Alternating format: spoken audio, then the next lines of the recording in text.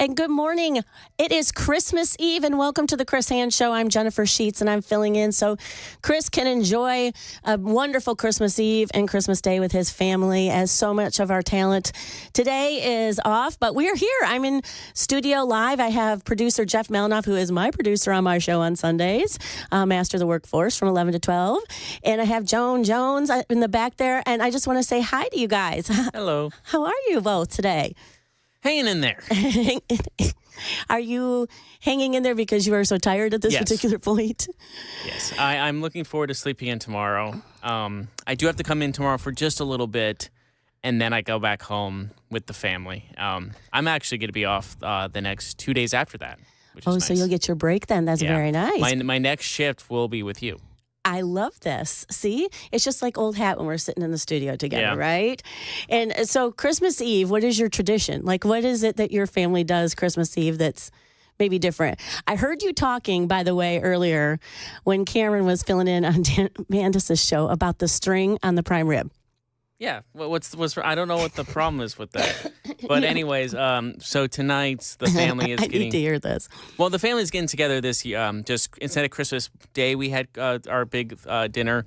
Since everyone has families and stuff, we're all just doing it Christmas Eve and having it today. And we're opening a little bit of gifts from like each other. And then tomorrow morning, it's just going to be me and my parents for Christmas, and then the rest of the Christmas Day with them.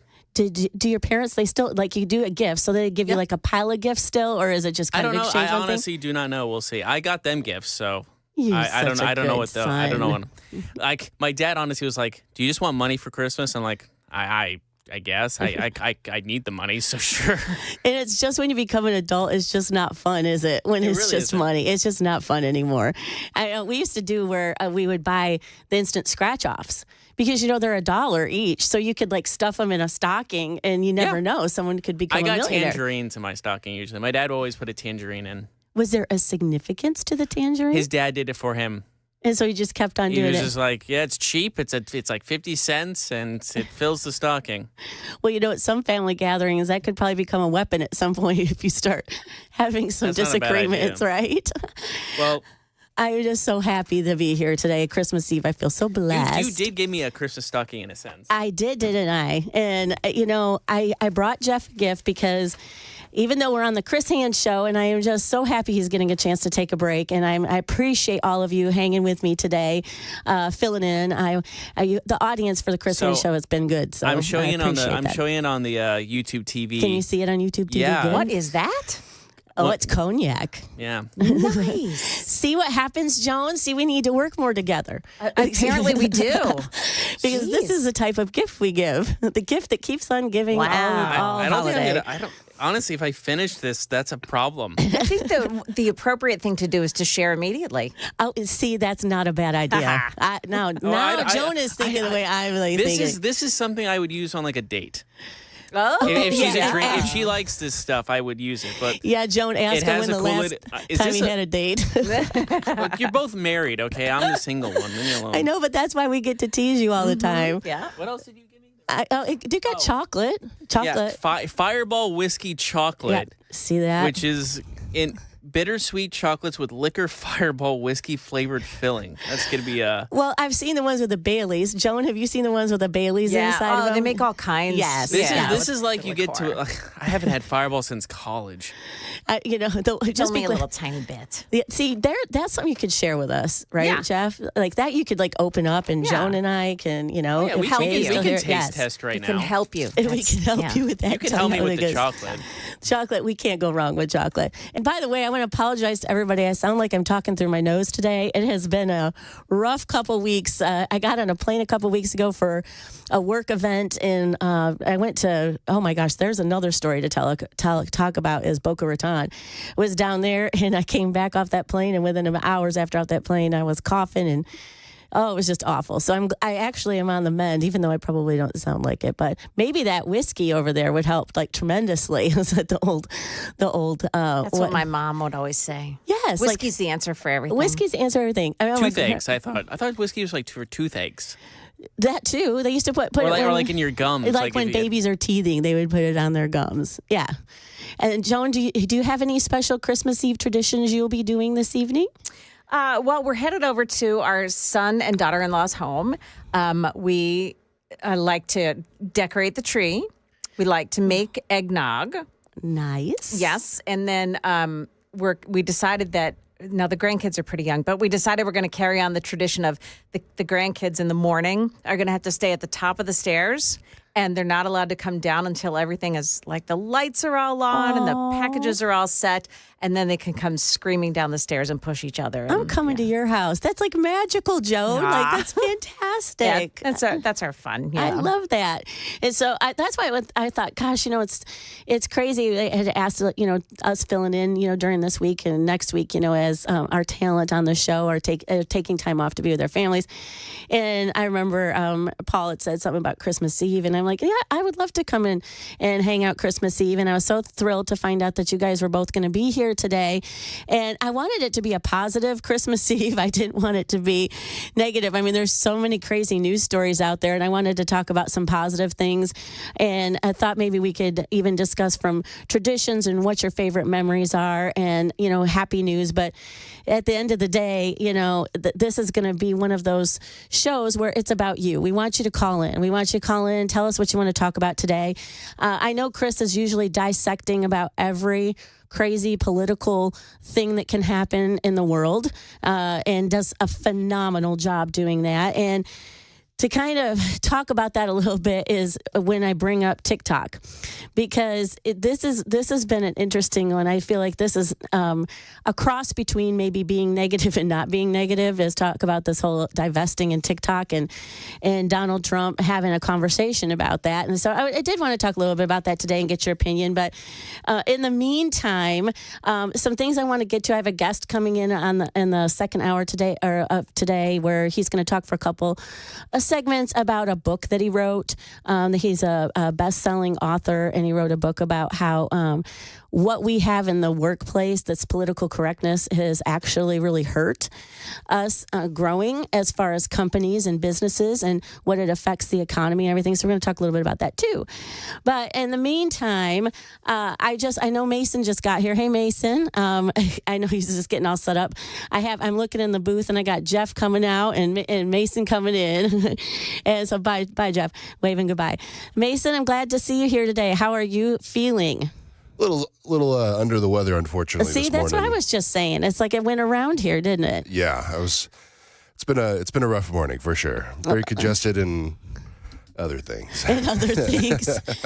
You needed to stop Jeff and grab his whiskey over there and his cognac and then had some of that, right? Oh, definitely would have warmed me up. That would have warmed you up a little bit.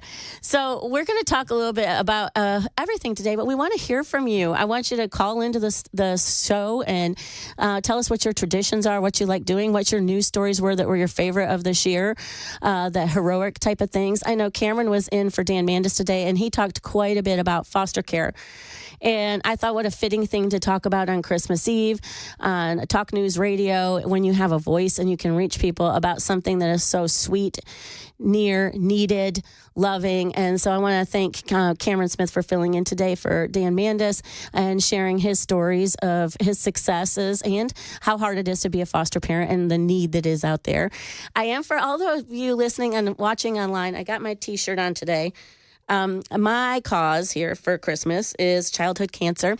My son was diagnosed with leukemia when he was 3, and he got cancer 2 more times and had to have a bone marrow transplant, spent 6 months in Seattle Children's Hospital. So as I come to you on Christmas Eve, I'm very aware of parents that are in the hospital with their children today, that it is not a traditional day for them. And so we're going to kind of come back and forth to that a little bit because I want you all to remember those people. And we always are thankful on Christmas Eve of where we're at and with our families and look towards prosperous new year and what we can do to help each other. So that's also very, very important. But a lot of little things to get to. I'm kind of waiting for Mason to get a little settled. I really want to dig into this TikTok thing in a little bit, but we got a clip to play. But I want to let Mason kind of get things situated and everything. But just talking about lighthearted stories, I also don't know if any of you saw out there about Santa Claus and Grinch street performers in Mexico that got arrested after fighting over tips. And I wanted to pull up like an audio clip that I could play for all of you so that you could hear it. But it's in Spanish, so unless anybody speaks, well, I'm sure a lot of our audience speaks Spanish. I do not. And so I don't know if anybody would understand it, but you can definitely hear the anger in this video. So you have to look it up. But it's crazy because it was in the middle of this shopping center in Mexico, and it's Christmas, just before Christmas, obviously, people are shopping, children everywhere. And there was a Santa Claus street performer and a Grinch street performer, and one of them, and it's not, the article and all of the news thing isn't very clear of which one had more tips than the other, but when the other one looked in the jar, because tourists were coming in and tipping these performers, looked in the jar that one of them had more tips than the other, got really mad and started fighting. And I thought, can you imagine trying to explain this to your children? Santa Claus and Grinch street performers fighting.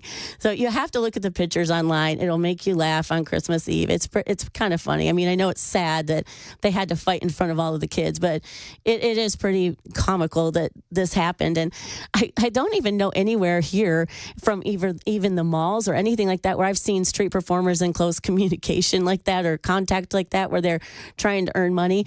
However, I did go to Walmart pickup yesterday, and it was adorable because a lot of the help that was coming out to the cars and bringing stuff out to the cars were dressed like as Elf, like the Will Ferrell character Elf. So I thought that was really kind of fun and festive in all the ways. I mean, if you got to work, you got to try and, make it a good time anyway. So Mason, how you feel? Are you feel settled in yet? Yep, I can help whenever you're ready. You can help whenever I'm ready. Okay, sounds good. Well, one thing I want to do, because we're going to have to take a break in about 3 minutes, and then I want to come back and dive into some of these things. I want to hear from you. Please message. I'm trying to get the Super Talk text line to pick up. It's saying there's an incident that's been posted to the status page. It's not picking up anything that any of you are sending, good, bad, or indifferent. And so the phone lines are open whenever you guys want to give me a call. I want to hear from you. I'm Jennifer Sheets, filling in for Chris Hand today so he can enjoy the day with his family. And I also don't know if you guys had seen that the votes were in for the T-Dot safety sign contest. Have you seen that yet, Mason? No, I haven't. Where, they come up with some kind of crazy thing. You go in to vote for what's on the T-Dot signs out there. Interesting. Yeah, I haven't seen anything about that today. So it says that you could go in and you could be a winner. And then I guess the one that won says he sees you when you're speeding. Oh, that's kind of cute, right? That's pretty good. They had some other finalists. One of them was All I Want for Christmas Is You, Drive Safe. I was like, oh, big heart. And then one was fa la la la la, don't drink and drive. I don't know. Waiting to text is the ultimate flex. Put down your phone. That was another one. That one's pretty good. Yeah, exactly. And but the one that won was he sees you when you're speeding. I thought, well, that's a pretty good one. So, but I know we're gonna have to. Oh, are you gonna play me some Christmas music? I could play Christmas music today. I love that. When I messaged you the other day, I said we need to have like the little excerpts from the Christmas movies that every time we're talking about politics and something we get into today, that all of a sudden we play like something from it. Like, when Clark Griswold said he wouldn't be more surprised if he woke up tomorrow with his head stapled to the carpet. Yeah, I think a lot of the Christmas lines would fit into about everything we go to talk about. So, but I know we're going to take a break in a second here. But when we come back, we're going to start getting into all of our topics. But please call. Phone lines are open. It is Christmas Eve, and I'm just thankful that you are all joining us today. Any way that we can help make your day better and smile, we want to keep it lighthearted and positive today. And you are listening to the Chris Hand Show on Super Talk 99.7 WTN.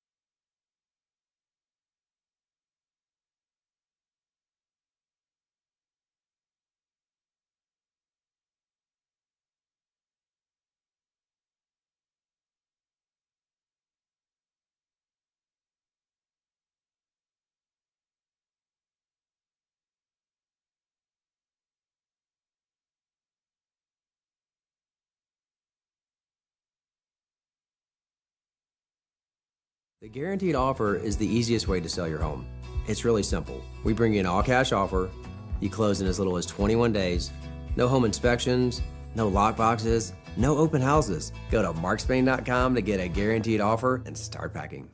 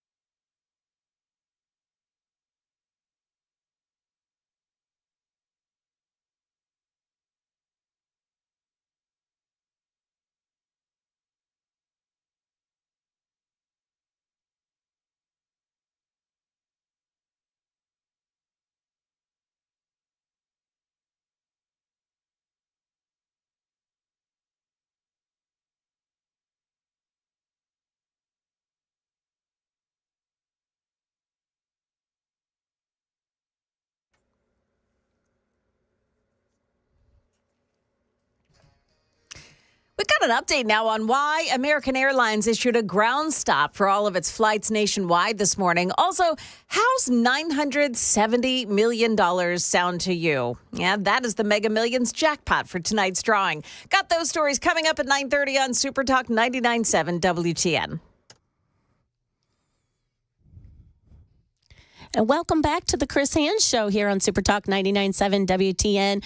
I'm your fill-in host today, Jennifer Sheets, and I'm joined live in studio with Mason and Joan. And we're all hanging out Christmas Eve. So Merry Christmas Eve, I guess is how we say that, right? That's right. That's right. And I wanted to focus on some happier things today, or some good conversations you can bring up at the Christmas Eve dinner. Well, one is that Joan just told that the Mega Millions is at 970 million. I did not realize that. Yeah. Woohoo.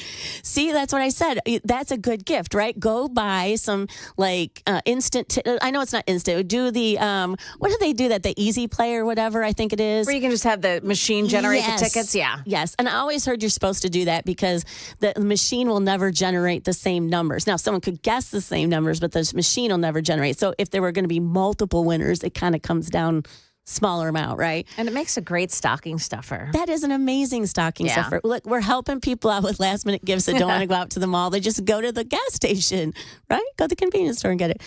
Well, I wanted to jump into something kind of fun and kind of crazy. And for some people, it just is not fun. But we won't have enough time to dig into this before the bottom of the hour. And then we can really kind of get into it because I have a clip I want to play from President-elect Trump. But I was going to ask Mason, are you on TikTok? I am. I don't post anything. Yeah. It's more for scrolling mindlessly in the wee hours of the morning. What, in your opinion, especially for those that may be listening that are not on it or have a negative opinion of it, what do you think that the draw is, in your opinion, to it? You could find very specific niches on TikTok where it's depending on what your interests are. The algorithm is very smart on finding stuff that you enjoy most of the time, whether it's movie related, whether it's certain books, whether it's construction comedy, where I've seen that. That's good too. I was there's a good spread of different options because everybody's making something that they think they would enjoy and that other people might find as amusing as they are or as they find it. So it's definitely an interesting app to find. Now, on the monitoring of everybody's business on there, that's a little interesting to me. But I try not to put all my personal information onto the app.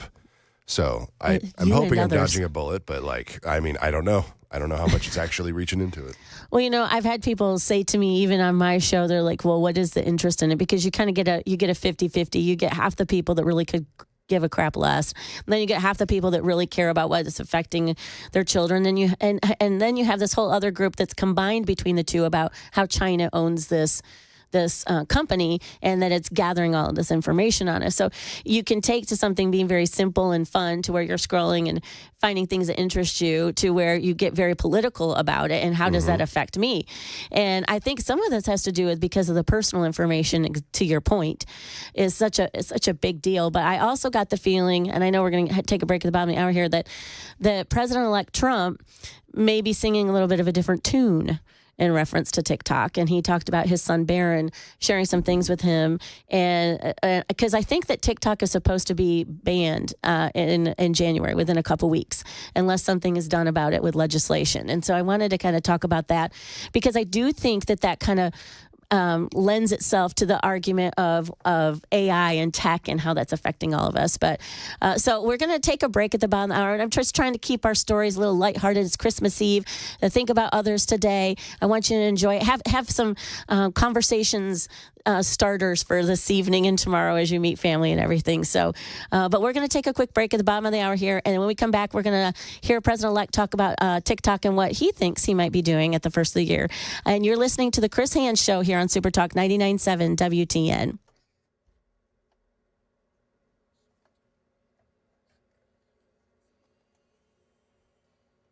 (9:30) now, and I'm Joan Jones with your top stories. American Airlines is back in the air after a ground stop early this morning. American Airlines blamed a vendor issue for the approximately 1-hour ground stop between 7 and 8 a.m. Eastern Time today. Flight dispatch paperwork given to pilots before flights was not available to be produced for about an hour. Included in that paperwork, weight and balance information, passenger numbers, and fuel requirements. The issue has been resolved, but it's expected there will be ripple effect delays in American's schedule throughout the day. Dave Packer, ABC News. And in fact, that's true at BNA. We've got plenty of delays that's showing on the big board now for not just American, but also for Delta. and several other airlines as well. You might want to check before you go. Well, there's not so great news for Tennessee Nissan employees.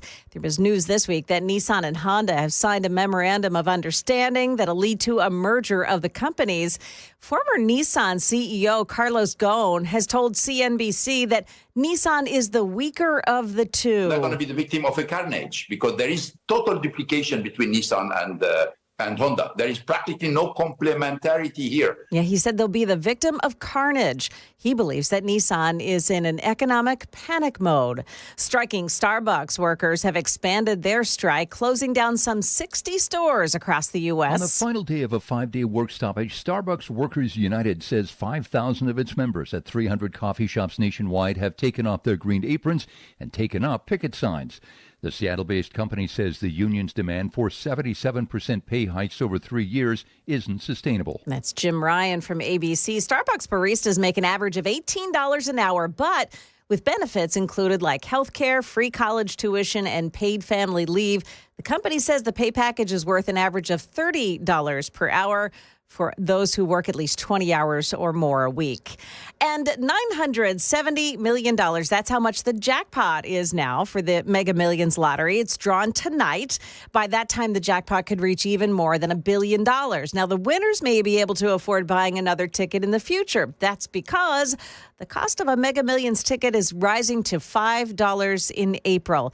Mega Millions is betting that the higher cost will mean higher jackpots in 2025. That's the latest news. Weather is next. I'm Joan Jones, WTN News.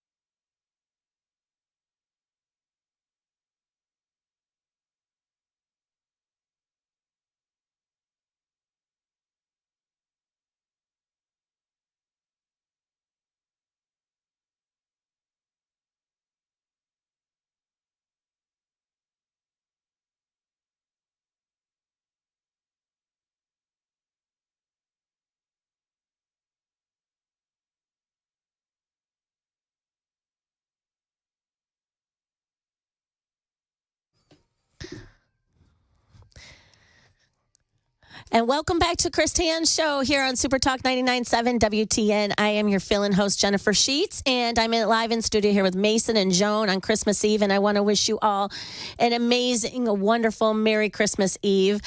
We want to keep things kind of lighthearted today. We want to hear from you.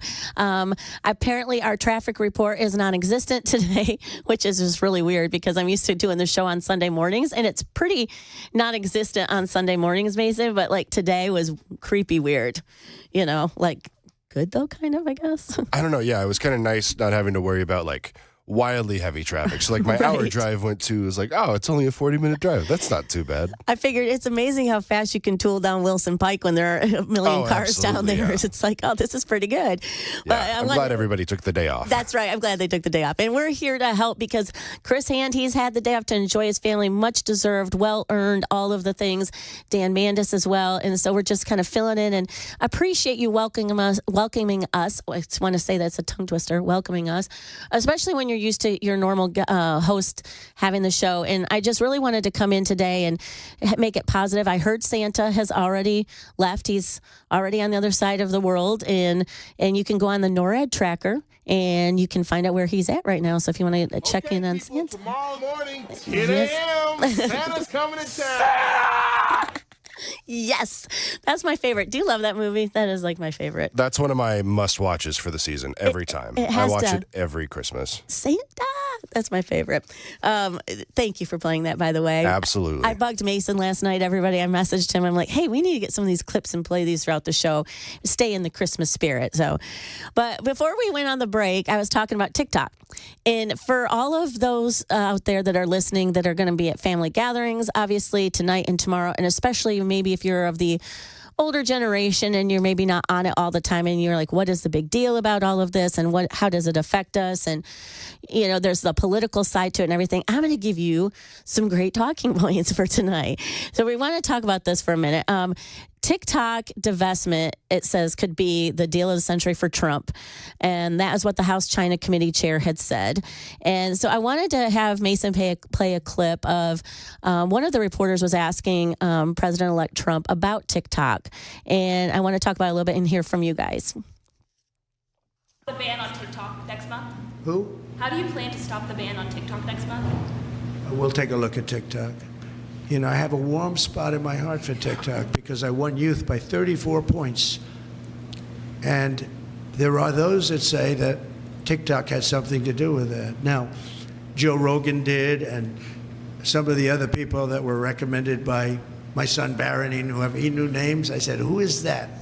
Tell me, who's that? Dad, you got to be kidding. I can't believe you don't know. And I did those interviews, and it was actually sort of cute. Do you want to know the truth? But we did them. And that had an impact, but TikTok had an impact, and so we're taking a look at it. But you know, we won youth. Republicans are always 30 points down in youth. I don't know why, but we ended up finishing. There was one poll that showed us down about 30. We were 35 or 36 points up with young people. So I have a little bit of a warm spot in my heart. I'll be honest. Yes. I think that's such an interesting take because him saying he has a warm spot now for TikTok because, you know, having his son talk to him about it. I know that he mentioned on there that he was doing some interviews on TikTok, and a lot of those individuals he was referencing, you know, many of the younger generation are very familiar with. And it was great to hear him embrace something and a new idea. And I think this sets the standard of what this administration is going to be bringing in coming into the first of the year. I think it's new ideas and meshing the old with the new. And I think it's always remembering the old saying used to call school's never out for the pro. I mean, even when you get older, you have to understand that things are changing and you have to be able to pivot with them at all times. And to his credit, I see him changing a little bit of how he feels about TikTok, but that comes with a lot of emotion from so many individuals. I mean, there is obviously the financial componentry of it. There is the, are our kids seeing things that they shouldn't?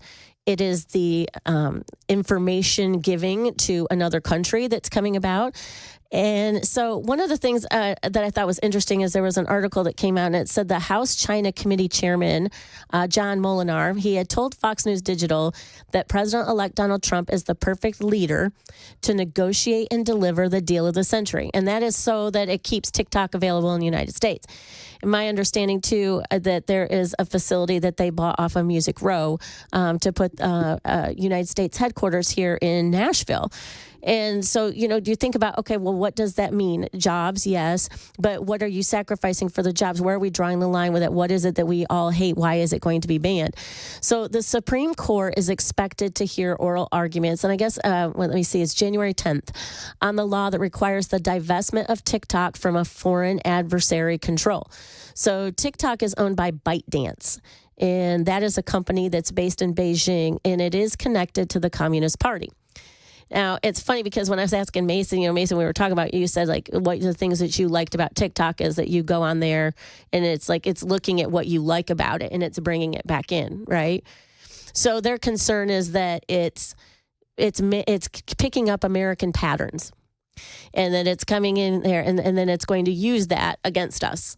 I mean, what do you think about that? Is that something you even remotely think about when you're scrolling through TikTok? I'm just going to say Instagram and Facebook do the exact same thing. They do. They do it almost better because I was talking with my dad about the Predators game a couple of nights ago. We were hanging out. Our family was in town for some stuff.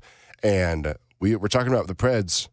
And I started getting ads for hockey stuff. Started getting ads on Instagram, not on TikTok, on Instagram for a new Preds jersey, getting tickets that season. Like it was very weird that I get more stuff on Instagram and Facebook that are monitoring what I'm saying without the app being open than I am on TikTok. I've experienced that exact same thing too, Mason. Isn't it freaky? It's weird. It's so weird. And it was very strange too because my husband is creating some kind of new thermal thing. He's building something, and we had a few conversations about it. And then he didn't even have his phone on, and it was like a couple hours later, and he's getting all of these like engineering device companies to make your invention and stuff. And I'm like, what is going on with all this?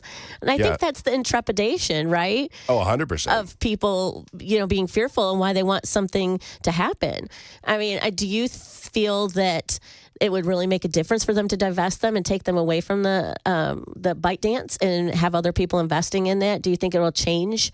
The only frustrating part is that's a big foreign moneymaker for ByteDance. Yes, it is. There's so much money coming into it. Why would you divest it? It's one country that they're losing. Yes, the U.S. uses a lot of it, but so does the rest of the world. So it doesn't make sense for them to drop it or at least divest it because they're losing money on that case. They're not making any more money on that. Well, and to the point, there's a few other apps that have come out in like response to if TikTok gets banned. They are doing like the same thing.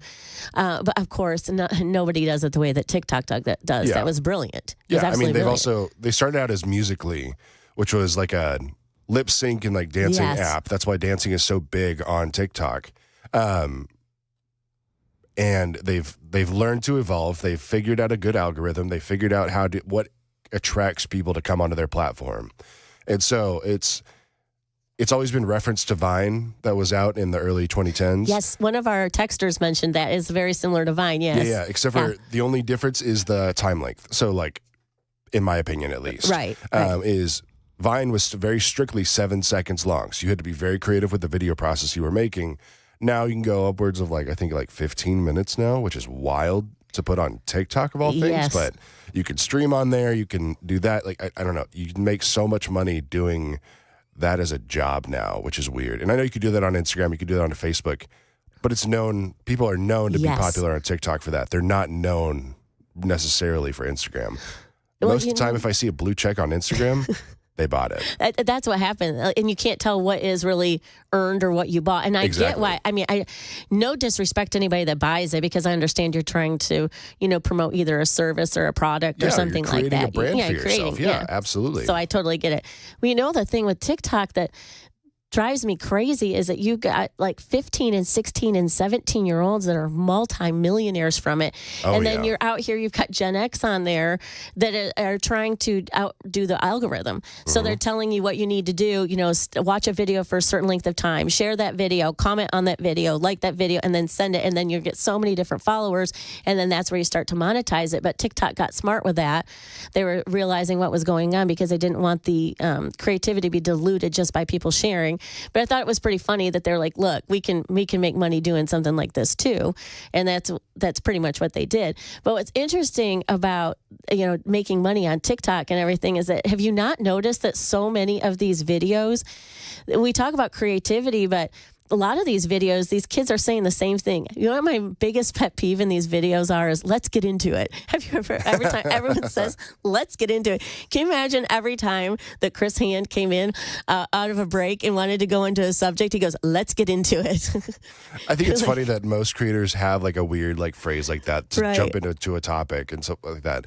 I have noted, now that you say it, I can't think of anything that Chris says to go into it, but I know he has them because I'm like, sometimes I'll say it along with him, and I'm like, that's so funny. No, but he's so good at that, though, and he doesn't say the same thing over and over again. No, that's why I said some of these younger generation in the TikTok need to listen to some talk radio, because when you're on the fly like that, I mean, they get to do 20 different takes, absolutely. And when you're like us talking right now, I mean, this is live. It's anybody can live text in right now. and everything. I mean, it's just wonderful. If someone just texted in and just said, I have heard that your TV is listening to you.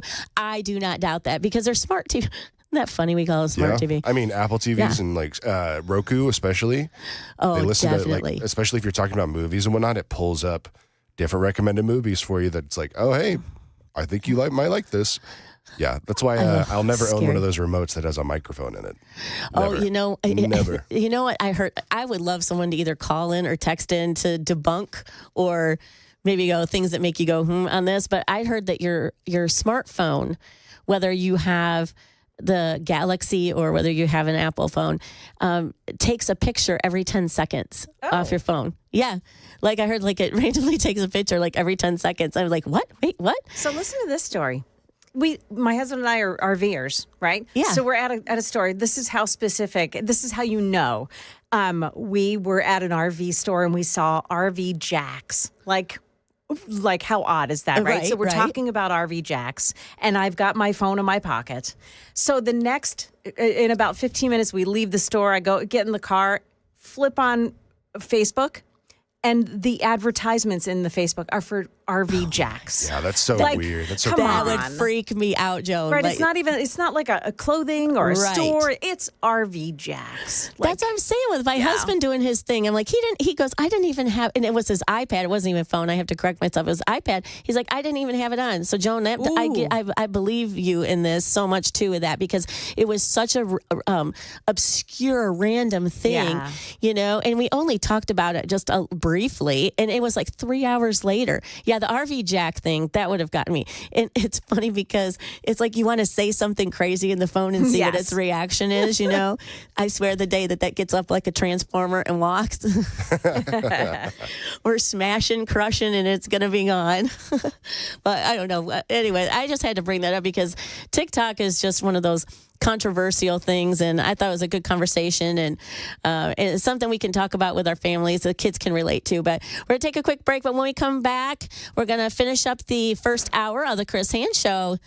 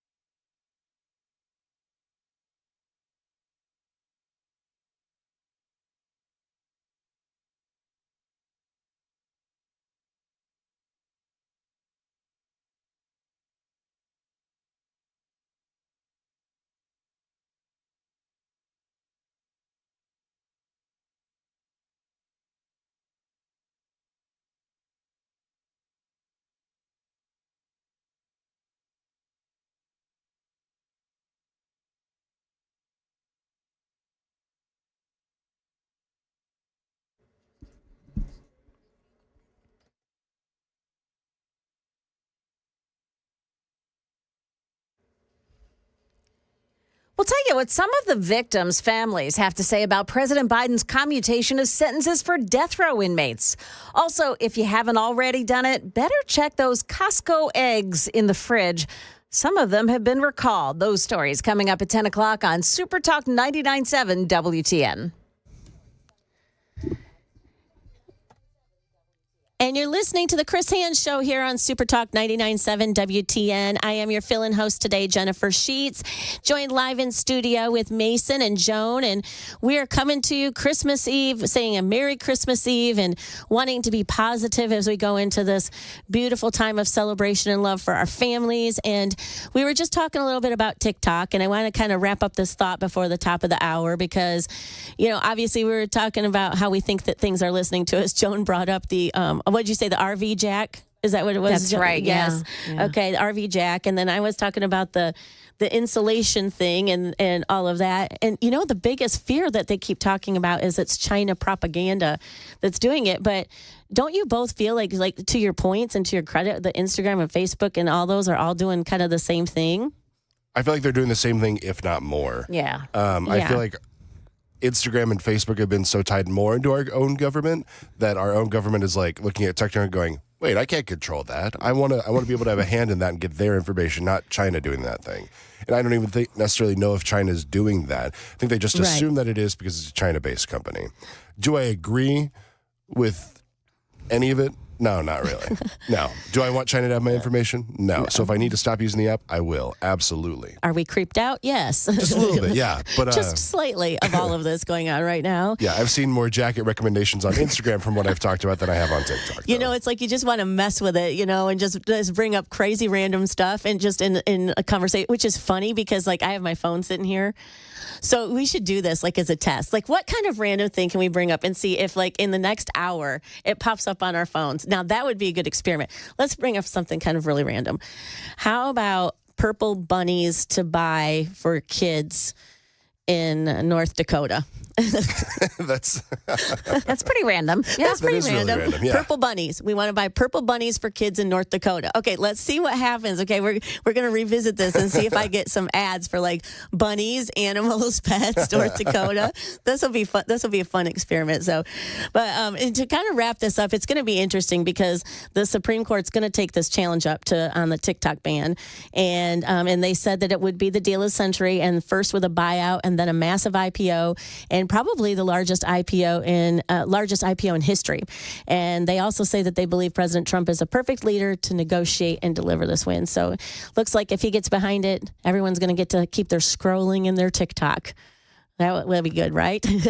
Yeah, we'll see what happens. I don't know if it's good for us necessarily. I don't know. It'd be good for too much time the there. attention span of my teenagers. That's for sure. But so when we come back, got a treat. I have an in-studio guest today. I invited him in. He was so kind to come in on Christmas Eve and have him talk about something very, very interesting with us today about his book that he has out, and basically about how when we are in the workplace, how that political correctness can talk us out of about anything and is not good for us when it comes to that. So I want to hear his take on that. But you're listening to the Chris Hands Show here on Super Talk 99.7 WTN.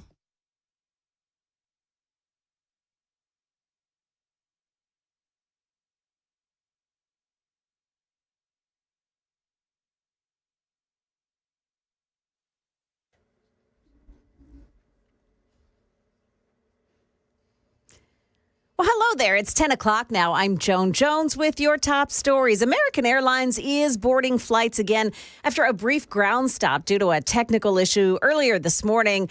We are seeing, however, there are arriving and departing flights that are showing as delayed at BNA. So if you're headed to the airport, it's always the best idea to check the flight status first. Well, a freak accident in the parking lot of the Longhorn Steakhouse at the Avenue in Murfreesboro last night is now under investigation.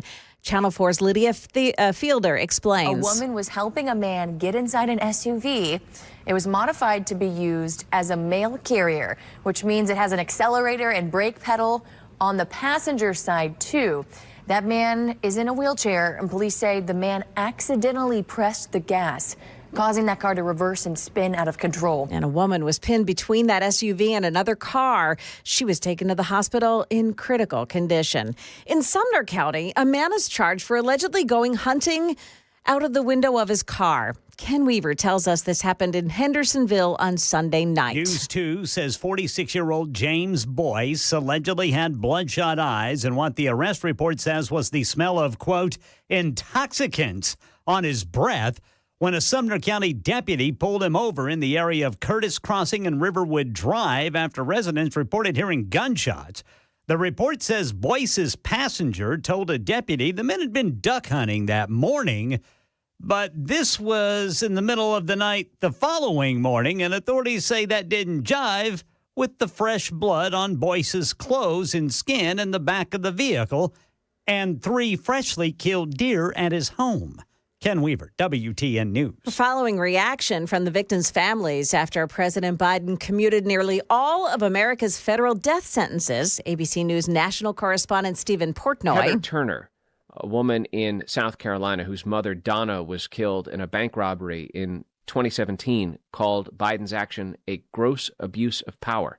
And then there's the widow of a police officer who was killed in Columbus, Ohio. She said it's truly distressing news, feels like a complete dismissal and undermining of the federal justice system. And there are others who say that they take no solace in seeing their family members' killers being put to death, and that for them, this was the right decision. Biden cites his faith as his motivation for commuting those sentences. Last month, hundreds of thousands of eggs sold at southeastern U.S. Costco stores, including those in Tennessee, were recalled because of salmonella. Well, now the FDA has slapped the Handsome Brook Farms eggs sold at Costco stores with a highest risk level, Category 1. That means there is a reasonable probability that those eggs will cause adverse health consequences or even death. The recall involves eggs with a Julian code of 327 and a use-by date of January 5th, 2025. Take them back to the store if you've got those eggs in the fridge. Taking a look at stocks, the Dow Jones Industrial is running 211 points higher. NASDAQ up 200 as well. S&P 500 index plus 43. That's the latest news. Weather is next. I'm Joan Jones, WTN News.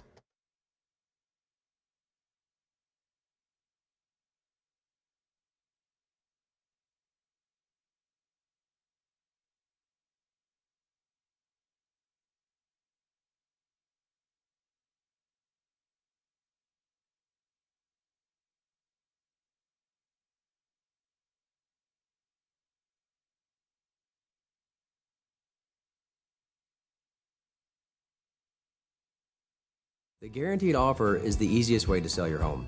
It's really simple. We bring you an all-cash offer. You close in as little as 21 days. No home inspections, no lock boxes, no open houses. Go to markspain.com to get a guaranteed offer and start packing.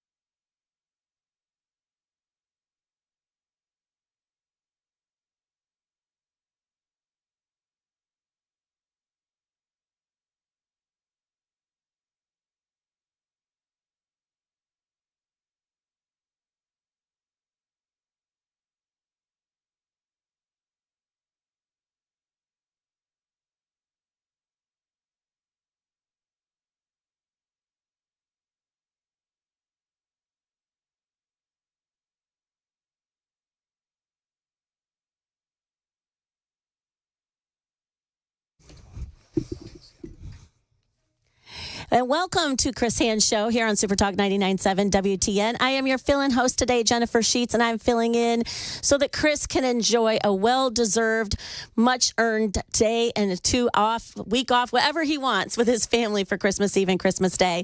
So I'm joined live in studio today. I have Mason in as my producer. Joan just left. She's going to enjoy the rest of her Christmas. And we have Ken Weaver, the master, in. And I have a special treat for all of you today. I invited a guest who is willing to come in on Christmas Eve and sit for a couple segments with us to talk about a very interesting issue. I'm trying to keep things very positive today. I want to say it's Merry Christmas Eve.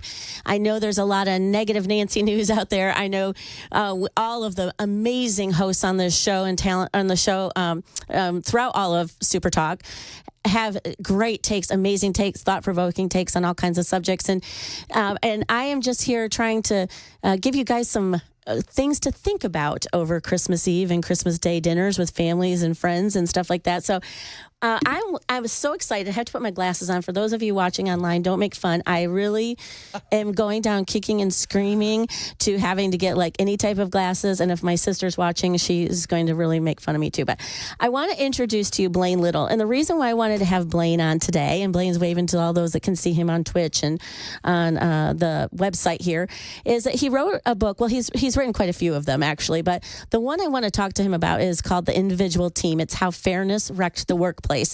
And we're going to talk about political correctness and what's happened to it and going into 2025. But I do want to read his bio because I want you to understand the importance of why I have him on the show today.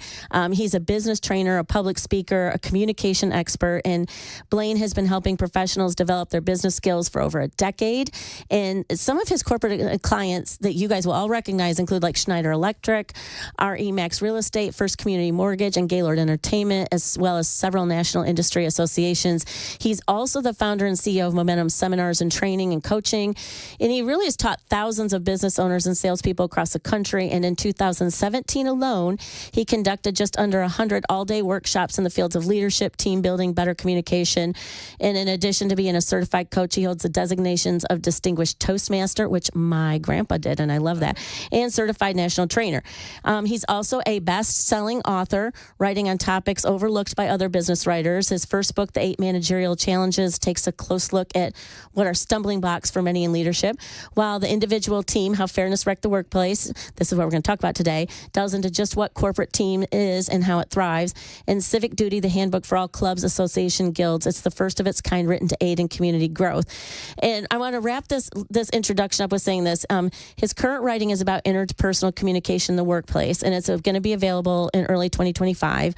And it's because, American business never stops changing, and so we, as professionals must. And this is the reason why he has Momentum Seminars, because it offers over 50 hours of original curriculum suitable for workshops or as a keynote. And you can find out more about Blaine at www.momentumseminars.com. So without any further ado, hi, Blaine. Hi, how are you, Jennifer? Thank you for having me. I'm glad that you came in on Christmas Eve. Thank you for coming in this morning to join us live in the studio. I always love having live in studio guests. Yeah. I feel like I it's didn't good. really have a choice because my wife told me to get out. she's wrapping stuff up. She needs her way of doing things on Christmas Eve. I totally get that. Well, I'm so excited that you joined me today because we're going into 2025. A lot of people are going to be spending, obviously, time with their friends and family this evening and tomorrow. Mm-hmm. A lot of things to talk about. New Year's Eve coming. And we want 2025 to be an even better year. Or if 2024 wasn't a good year, we want 2025 to be a spectacular year. I think it will. And I think so, too. I think we're in the right direction. But one of the things that was key even in this election had to do with like political correctness, what's going on in the workplace. Right now, before I get to my first asking you some questions, I did see that, we were back to the 55 million people resigning from their jobs the last 2 years. We have seen a shift in, the type of positions that are open. We've seen, 555 million jobs going to be automated. And then we see how people have shifted what they do in the workplace. So my question to you before I get into my big questions is, what made you want to write this particular book? I know you've written a lot, but this particular one, what made you want to write that? Well, long story short, a lot of people ask me, what does it take for you to write a book? And I tell them the truth. It takes 3 years plus a pandemic because COVID came around and that one I'd just been sitting on for years. I had no excuse to not write it.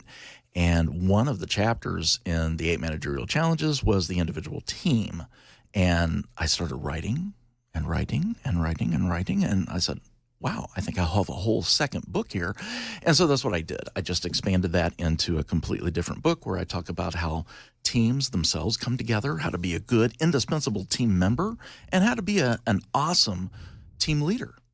And that truly takes leadership. And unfortunately, Jennifer, leadership is missing in American business today. I completely agree with you. It's not good. I said, and I think sometimes middle management can get a really bad rap, and sometimes middle management is not great at all for it. So let's talk about workplace correctness and workplace productivity, political correctness and workplace productivity. So recent discussions have really highlighted the impact of political correctness in workplace dynamics. There was a news story about how liberal America came to its senses, discussing the rise and decline of progressive illiberalism, often associated with political correctness and its impact that it can have on American institutions. I think it was The Atlantic that posted that. So my question is, for all of us out here listening, the Chris Hand audience, everybody out there, in light of recent discussions on political correctness influencing workplace dynamics, how can leaders balance fostering like an inclusive environment with maintaining open dialogue and remaining productive? Well, a few things is that one, my book is not entirely, it's not political. There's like 10 different chapters, and I take on political correctness and DEI in a couple of them. But and that's our hot topic. For sure. But there's in several articles recently, a lot of people are saying, well, that's the end of wokeism, because Trump was elected to a second term. Some say he was elected 3 times, but anyway, that's a completely different topic. Right. But he was elected to another term, so that's it. That's the end of it. And you have anchors on CNN and MSNBC saying, "Oh my gosh, I'm going to be thrown into a political prison because Donald J. Trump is now going to become president again." Well, no, unfortunately, political correctness, wokeism, and liberalism it's not really dead. It's some leaders are waking up to the fact that they've been kind of governing their people by consensus and by the zeitgeist, whatever is the hot button topic today. That is not leadership, but it's something that we still kind of need to talk about and push through. So I don't think wokeism is dead just because. Let's see how many protesters there are at the inauguration. I'm curious. I'm sure there probably will be. Well, and that's I love that you bring that topic up because to your point, yes, your book has so many other things in it, but I think that you're one of the first ones I've seen that actually kind of is willing to touch base on this, because we've been in a society for very long where we're tiptoeing around everything. And to me, it's like if someone's not doing a good job, you should be able to let them go. If someone is doing a great job and you need to fight for them, you should be able to, depending on what that reason is. I just feel like we're always worried. Like, for example, let me give you an example, and then you can tell me what you think. Just to hire someone, the average amount of time, and because I have a staffing company, I can tell you this, the average amount of interviews it's taking is 7 to 10 interviews before someone gets hired. It's like an act of Congress. I feel like that's part of, to your point, it's everybody going through all these steps because nobody wants to be the one that said, I hired that person and they didn't work out. And that's not good leadership. So what is your take on that? You're exactly right. It's passing a hot potato. It's trying to, and you'll see a lot of these DEI programs, or there'll be an ethics program in there. And these are all things just to kind of, they think it's going to eliminate liability. So if somebody sues someone else for, say, sexual harassment, then you can say, well, we've had sexual harassment training. Everybody knows that Charlie is the hallway pervert in the office. Right. So why don't you address the problem with Charlie by firing him rather than dragging everybody? Blaine. I mean, we need an applause to that. Like, that is like literally, yes, I'm applauding that. Right. Like, why can't, I use that term act of Congress. Why does it take an act of Congress to get anything done? Because nobody wants to be the one that's accountable for that. Yeah. And one of the issues of DEI, let's say, I was talking to a lady yesterday, and she used to work with a government agency, and she was saying that in the DEI program, it was just a bureaucratic checkbox. Do you fit this, that, and another thing, rather than are you qualified? Right. And that's not leadership. That's not good for the organization. The other team members, they know what the story is. They know what's going on, and they resent that. And so if you're not finding the right candidates that fit a particular mold, if everybody looks the same within your organization and you want the diversity, because the diversity is actually true diversity really is important. It truly is. 1,000%. You don't have innovation without diversity. But instead of just trying to look at people, if everyone does look the same, then ask yourself, why don't we have more candidates? Why are people not applying? That might be a problem. Well, they haven't had the right training. Okay, why is that? Well, they haven't attended the right schools. They're not pursuing the right degrees that we need. Okay, why is that? And let's just go deeper and deeper. And that's one of the things I talk about in my book. And there's other ways that maybe you can get to the back end of that problem rather than what's right here and now. And I need somebody who, I need a female who's 6'7" and whatever, plays cello. Right. Whatever ridiculous requirements that there are. But that's what we've got to get away from is we need to start looking for excellence. I applaud that. And I said, as a matter of fact, when we had the vice presidential election, I was fortunate enough to go, the debate that we had. Okay. That was the beer that night. No, I'm just kidding. And Super Talk was hosting the debate. We had Fox Nation there. And I actually mentioned this on Fox Nation because Matt Murphy and I were standing there talking about this exact same thing. And I said, they asked me, what I thought of the debate. And I said, I hated the pandering to me that I should vote for a woman because she's a woman. Right. That means I don't have a brain enough to figure out what someone's abilities are and use my brain to figure out what's the best fit for me or what I believe in. So you're going to have to tell me that by sight, this is what I have to do. And I feel like this is what's kind of spilled over into the workplace. And I know we got about a minute before we got to take a break, but just a quick thought on that, and then we can continue after the break. Yeah, well, I mean, if you're hiring just to tick the boxes, the people who promote this and saying, well, we got to have a female president. And if you said, okay, we're going to make your dreams come true, it's going to be a female president, but it's going to be Margaret Thatcher 2.0. They're going to say, oh, no, wait a minute, that's not what we want. Well, so what is it? Are you just trying to tick some sort of a box? Right, or we're looking for substance. I agree. Yeah. I agree with you, Blaine. I can't wait to dive in this a little bit more when we come back from the break. But when we do, I got a few more big questions for you, and I want everyone to know how to get a hold of you, Blaine, too, so that they can get on your site and get in touch with you. If we want to bring you in for a seminar, get your books, but give you that credit because I think it's amazing stuff that you have. But you're listening to the Chris Hands Show on Super Talk 99.7 WTN.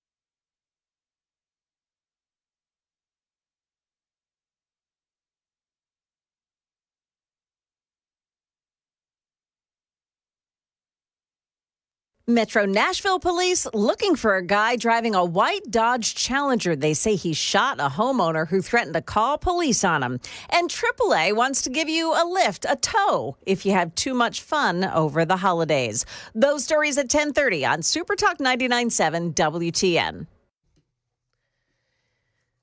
And welcome back to the Chris Hand Show on Super Talk 99.7 WTN. I am your fill-in host today, Jennifer Sheets, and I am joined live in studio today with Blaine Little, who is a world-renowned author, has just so much to offer as far as what happens with the kind of things in leadership, motivation, everything. And the reason why I brought him in today is because we're talking about going into 2025 and that political correctness in the workplace and leadership teams and how that's affecting things as we bring in a new administration. And so I only got about 6 minutes here, but I wanted to ask you a really big question on Gen Z, because this has been the topic of everybody. The older generation seems to be a little bit more concerned about it. But I have a big answer. Well, good. We are ready to hear it. So the integration of Gen Z in the workforce has obviously introduced some new challenges and opportunities, though, for team dynamics. So there was a news story out that was in the New York Post, and it said Gen Z has the most annoying coworkers, a study reveals. But they say it's just hard to fit in. And apparently in this article, it highlights the perception of Gen Z workers and the challenges that they faced adapting to the now workplace norms. So this goes without saying. Let me ask you this: with the increasing presence of Gen Z in the workforce, what do you think, in your opinion, are strategies that organizations can implement, I guess, that would bridge generational gaps and enhance like that team cohesion? Yeah. Well, and this is one of the biggest questions that I get asked is, how do I deal with other generations? Because millennials want to know how to deal with baby boomers. Baby boomers will come to me and they say, I need to know how to deal with millennials. And of course, Generation X is just perfect. So Yes, there's we nothing There's wrong nothing with wrong with us at all. Not at all. But yeah, the Gen Z, as they're being called, and remember, millennials used to be called Gen Y, and they said, we don't want to be associated with Gen X. So they took on the moniker of millennials. So Gen Z is going to come up with their own thing. I've heard Zoomers, I've heard a few other ideas. But when you look at Gen Z, I'm a little bit more optimistic about the future of them. They've been through some trials that the rest of us have not really had to contend with. I mean, there's COVID, the pandemic, and they're still suffering from that, okay? So that's one thing that I think will kind of mold them as a generation. Another thing is being more skeptical, which I think is good, more skeptical of politicians, of the media. They're starting to see, I mean, young people, Trump won the young vote. He did. Yeah, and he did that in part through TikTok. Yes. But just kind of making it, going to where they are and making an appeal to them. And so I think they're a little bit more, their eyes are a little bit more open. But you have to understand, you have to separate the generation from the age. And so you can take a look at the bag boy at Kroger who puts the milk on top of the eggs in your bag. And you're saying, oh my gosh, Gen Z, they have no focus, they have no initiative, they have no forethought. It's a teenager. It's a teenager, right. Okay? It doesn't matter. I probably did the same thing when I was 17, 18, 19, okay? So you have to separate the things, is that there's a difference between a generation and the age, and they're going to come into their own. I really think they are. But the tail end of Gen Z is 12 years old. They're still in junior high. So we're still trying to kind of figure them out. They're just now had a few years to graduate out of college and go into the workforce. I heard a study that they think like almost $500,000 a year is an acceptable salary. I'm like, hello? Yeah. Believe me, my 14-year-old thinks that. Okay. Yes. Okay. So, but then they're struggling to, how do I afford a house? How do I get a house? And that's why they're thinking this. And there's a lot of stuff going on in real estate that I won't get into. But yeah, I'm actually a lot more optimistic because they've kind of been through the fire in terms of, I think they appreciate friendship and closeness more than maybe the millennials did, because of what happened and where it affected them with COVID. Yeah. And real quick, a thought with that too. If I'm a company and I'm preparing for the next 5-10 years, and I'm going to bring in this workforce, what are my key things I need to do to make sure that I'm having I don't know, I guess like a culture of not only just inclusivity, but that understanding the differences so that I don't run people off. Yeah. Honestly, a lot of it, and Simon Sinek said this himself I like him. 10 years Simon, ago. Yeah. Sorry, corporate America, it falls to you to have to teach a lot of these principles like customer service to the younger people because they're not getting it in and of themselves. So if they're isolated like Gen Z or the millennials, always on the phone and just always everything is driven by a lot of tech, then they're not picking up that interaction from one another. They don't understand what good customer service is. And where you learn that is through fast food. Yeah. You go Nobody wants to do that anymore either. Well, or it's automated. They have like McDonald's that are freestanding now, so there isn't even a person there. But I know we got to take a break for news here at the bottom of the hour. And when we come back, we're going to wrap up our time with you, Blaine. I have one more question for you, and then I want you to tell everybody how you can get a hold of how they can get a hold of you. But we're excited. It's Christmas Eve. Thank you for everyone for joining us today. And you're listening to the Chris Hand Show on Super Talk 99.7 WTN.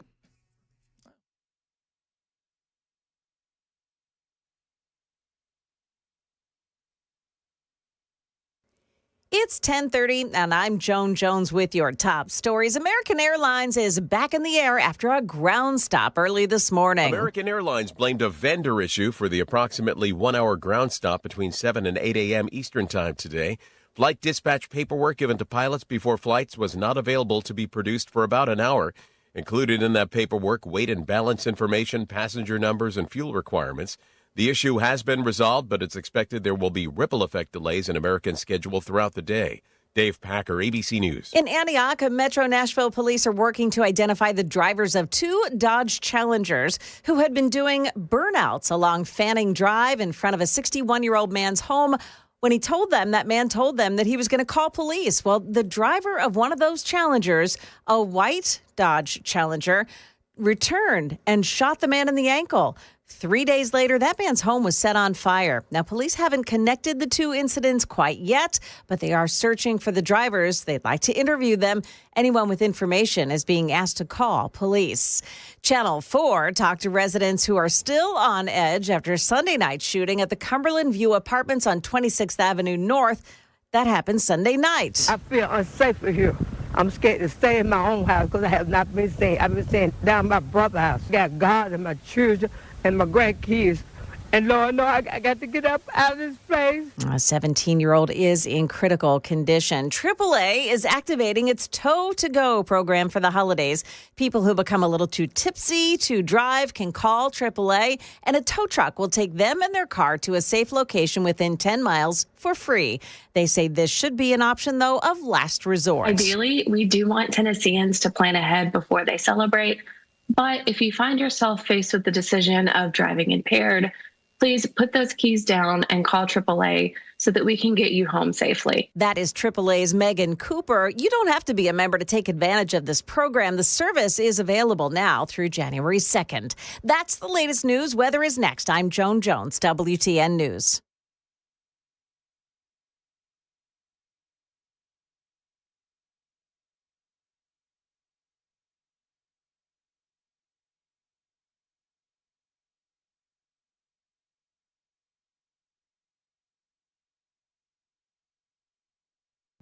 Hey, what's up, guys? It's Matt Murphy in the middle of downtown Franklin, Tennessee. We've talked so much about Savory Spice. I thought, why not show you the place? So let's go on in and see what's popping at Savory Spice. As I've always said, you will smell the spices even before you walk in. I can smell them right here in the doorway. Come on in and let's introduce you to the one and only Holly, who is the owner and proprietor of Savory Spice. Say hey, Holly. Hello, everyone. Now, enough about Holly. Let's talk about spicy and easy products like the incredible taco soup, which, as I said, you put this in a crock pot, you put all the ingredients that it tells you to buy right there, you put the spices in, and it's so easy. So if you don't know what you're doing around the kitchen, it's a perfect way to find your way around the kitchen, as is the Mediterranean dill risotto. Now, for the holidays, pumpkin pie spice. What doesn't it have, Holly? Pumpkin. Doesn't have any pumpkin in it. That's a fun fact for all of you kids out there. Now, if you stop by Savory Spice, either in the Franklin location or at L&L Market, you can get yourself a sample of the dill dip, which is my absolute favorite. Just tell them Matt Murphy sent you to Savory Spice with purchase now. So come by Franklin or L&L Market in Nashville and come see Holly and the entire crew at Savory Spice.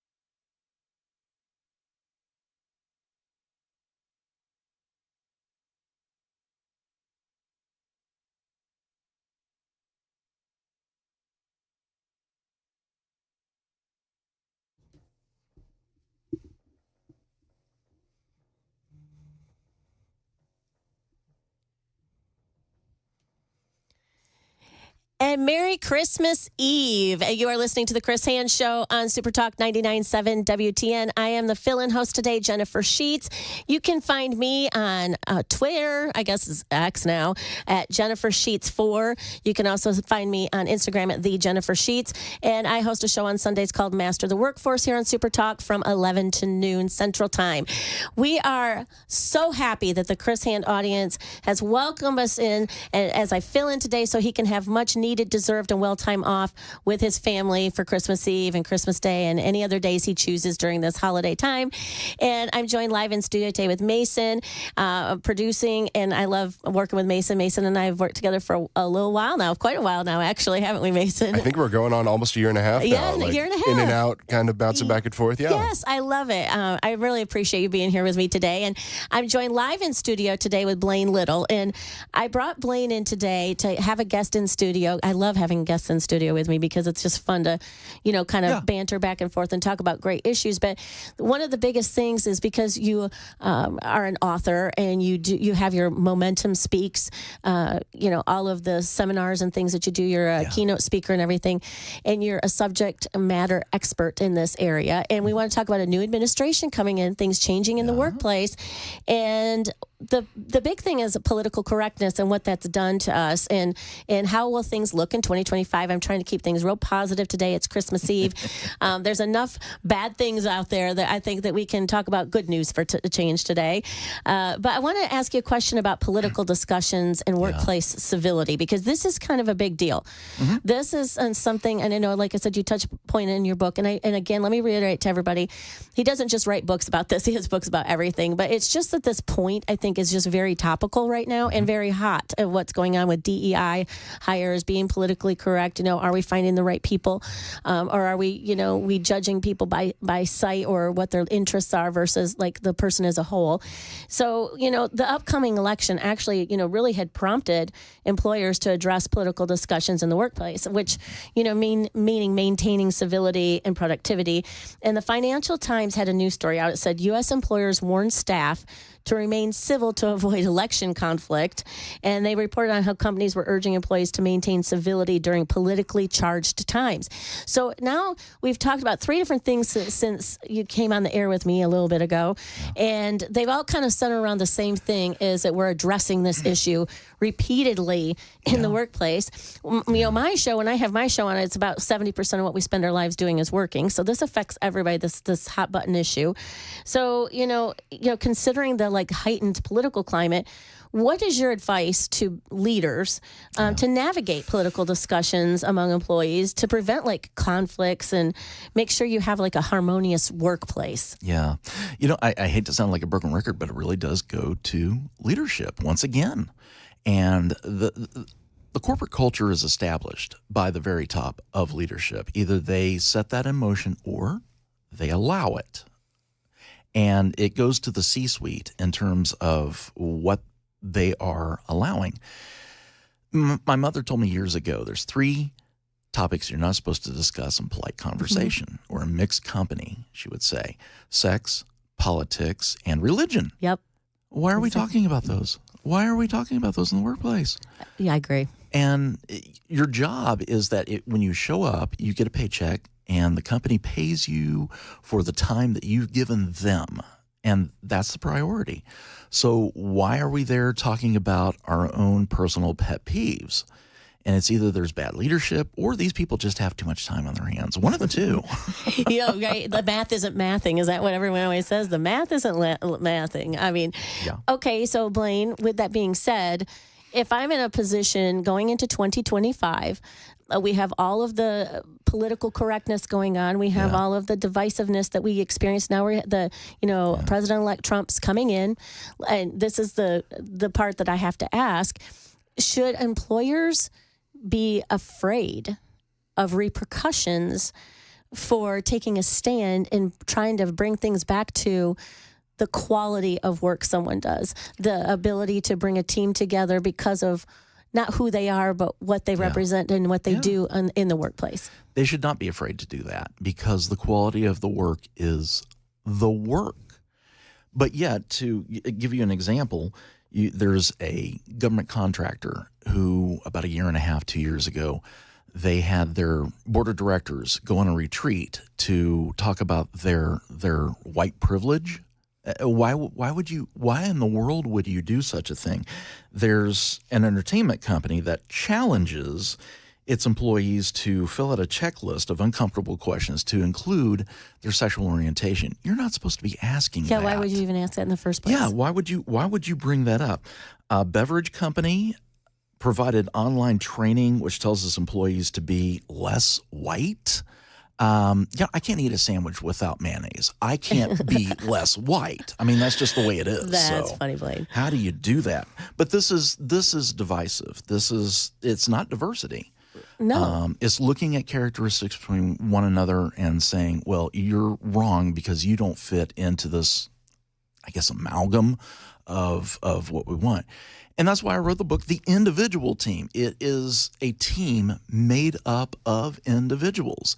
And leadership management need to get to know their people in order to guide them and pull out the best in them. I agree. I mean, and this is why I thought this was a great topic to have you on Christmas Eve.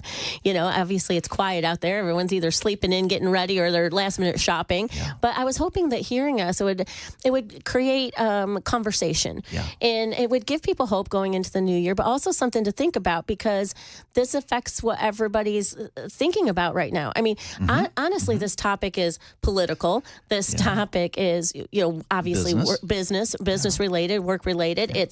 It has to do with how we, communicate with one another and generationally. Yeah. I mean, it's just kind of all encompassing. Yeah. What made you decide to write the book in the first place? Well, it's just there's a lack of that leadership and the understanding. And I've had a lot of managers say, I treat all my people fairly because I treat them all the same. Well, you're just ticking off all your people because they're individuals and they deserve to be viewed as individuals. And if they're coming into work to do something other than great work, get rid of them. Right. If you remember, like the whole Dave Chappelle got canceled thing about 2-3 years ago, because some people didn't like what he was saying. And Netflix put out a memo in part saying, if you'd find it hard to support our breadth of content, our programming, Netflix may not be the place for you to work. You know, I applaud that at the same time, because I've had so many times when something comes up, it's either like turn the station if you don't like hearing something, or don't want to watch that TV show. You got a clicker, turn the dial on your radio station. If you don't like it, you have a decision. You're in control of that.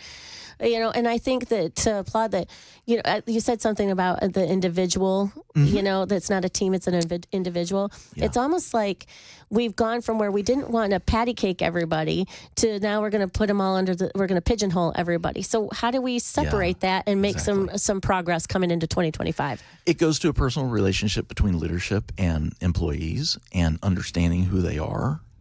Not necessarily their political leaning, but understanding what what motivates them as a person, but what they excel at. Right. And so that's why in the DEI, the E stands for equity. I say scrap the equity. Talk about excellence, the individual excellence, and how do you pull the best out of that individual. Right. And then, bring along the other people to kind of move them up to where they need to be. But that's good leadership. That's in training. It goes to coaching and mentoring and really being a guide for your people. Here's the thing, Jennifer, is that between leaders and followers want to be led. They don't want to find out what the zeitgeist is. They Unless you're a lemming and you want to go off the cliff, right? You're a lemming, don't listen, right? Right. So that's the thing. I mean, leaders need to just learn how to lead and just say, forget, I'm going to do what's best by my people to make the corporation or organization more effective. So I know we're going to be winding up before we're going to take a break in a few minutes, but Blaine, I've really enjoyed having you on the show today. I know I'm so thankful that I'm blessed that I was able to fill in for Chris Hand today, and I really wanted our audience, I wanted Chris Hand's audience to experience talking with you about this subject because, again, I was trying to keep it's Christmas Eve, things very positive, and I do think that this is important to talk about how the divisiveness that we've experienced over the last 3, 4, 5 years, that it's time to move into a different direction. And what you've done is managed to pull together like curriculum, book, from your seminars, everything that you have to really shine a light on changing the way that we do things. What would be your one takeaway for everyone today before we tell them how to get a hold of you if they do want to get a hold of you outside of the show here? Well, I would say, and Trump has said that he's going to do away with the DEI in the military and all government agencies, and that's great.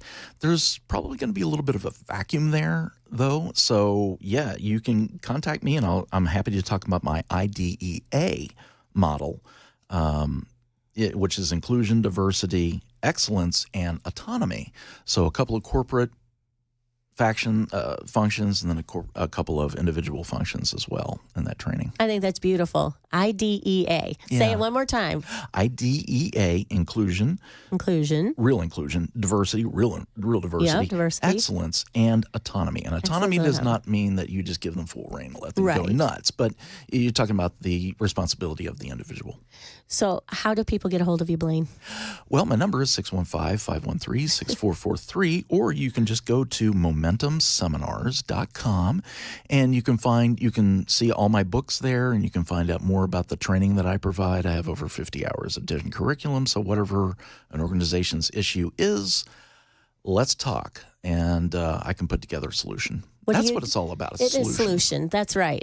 So before we jump off to a break, what are you doing for Christmas Eve? What is your thing you're going to have to do tonight and love to do tonight? Well, I may still have to do some Christmas shopping, which means that I have to go to the Stocking Stuffers R Us, otherwise known as the Dollar Tree.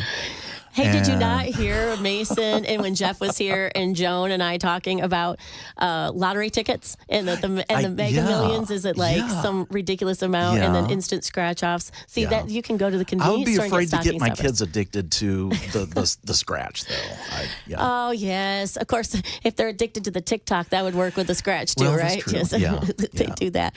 How many kids do you have, Blaine? I have two daughters that are in their 20s, and they are adopted. So we got them about wonderful. 15 years ago, and when we first adopted them, they kept running away, but we would find them and bring them back. No, actually, and just a promotion for adoption, and kind of been through all of that, and they've had a rough time, but they really have completed my wife and I, and it's just been wonderful to have them in our lives. See, this is the type of thing I love hearing because, Cameron Smith was filling in this morning for Dan Mandis, and he talked about fostering. Oh, yeah. Because he's a foster parent. And so on Dan's show this morning, he talked for a few hours about being a foster parent and the reward and how you need to give back. So I love you wrapping up our time with you today, talking about you being an adoptive parent and about your children and whatnot. The best gift you can give right now is the gift of family. That couldn't finish that any better. Mason, I wanted to say thank you for letting him in the door while I was on air. I appreciate that today. And Blaine, I can't thank you enough for joining us today. Thank you so much. And again, you can reach Blaine at Momentum Seminars, right? MomentumSeminars.com. Momentum Seminars. Can't say that too fast.com. When we come back, we're going to wrap up the second hour of the Chris Hand Show and jump into the last hour before we get ready to delve into a beautiful Christmas Eve. And you're listening to Chris Hand Show here on Super Talk 99.7 WTN.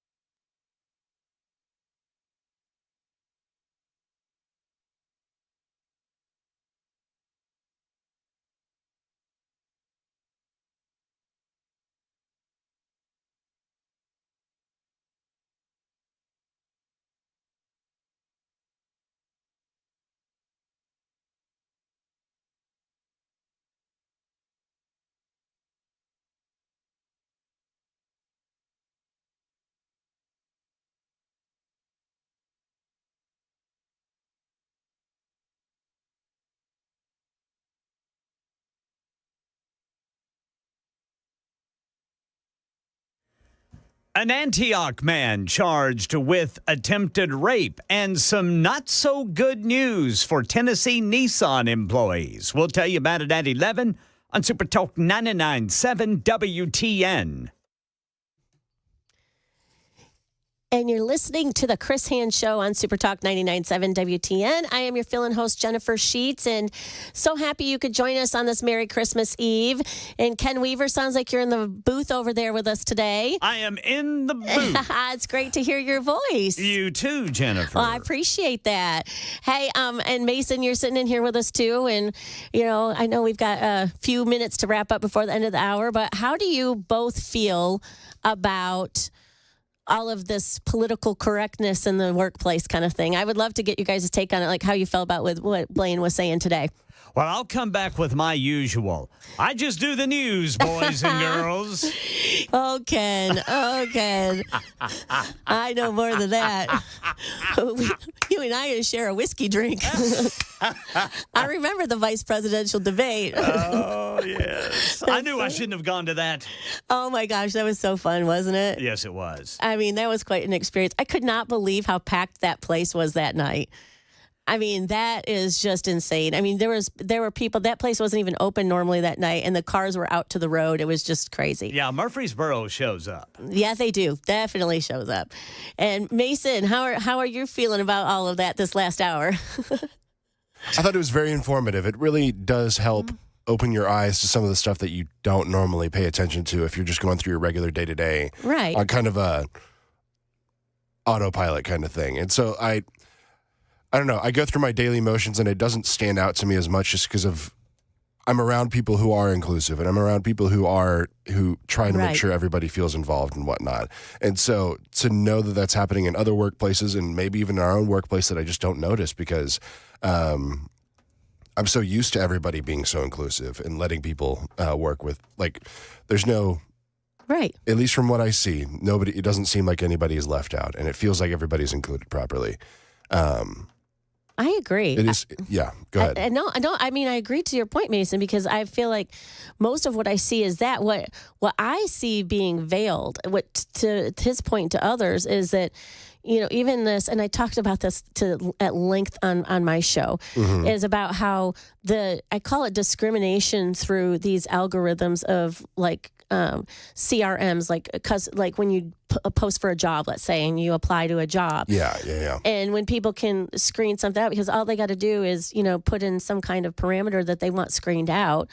And any of you that have listened to my show know I've said this before, how you could put like, okay, let's disqualify anybody that has 2 spaces after a period. Well, that would mean that they're people that learned how to type on a typewriter, and they would be over a certain age, because that's how we learned, because the striking of the keys, you had to do that in order for the next letter to start. Yeah. It's crazy how that. So I feel like technology had made that kind of worse because people hide behind that. But like, to your point, I mean, most of the companies, and I mean, not most, all of the companies that I have dealt with, everything, I see inclusivity and diversity always. I never seen it be an issue until someone brought it up and said it was an issue. And maybe that's my own ignorance, which is fine, because maybe there was something going on in that workplace. And I've seen more with men and women than I've seen with anything else, I would say.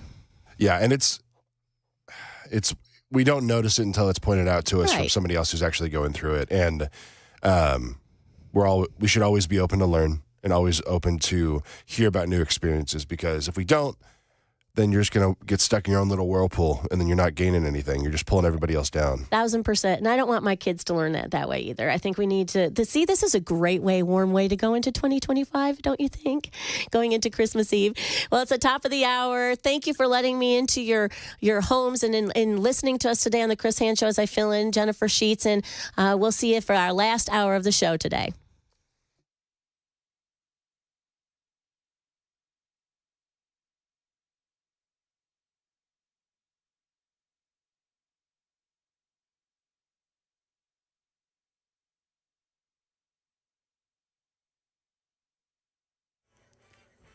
$11 on the dot. I'm Ken Weaver with your top stories. Got the full forecast coming up in 5 minutes. Got some breaking news. Former President Bill Clinton has been discharged from the hospital after he was treated for the flu, according to one of his spokespersons.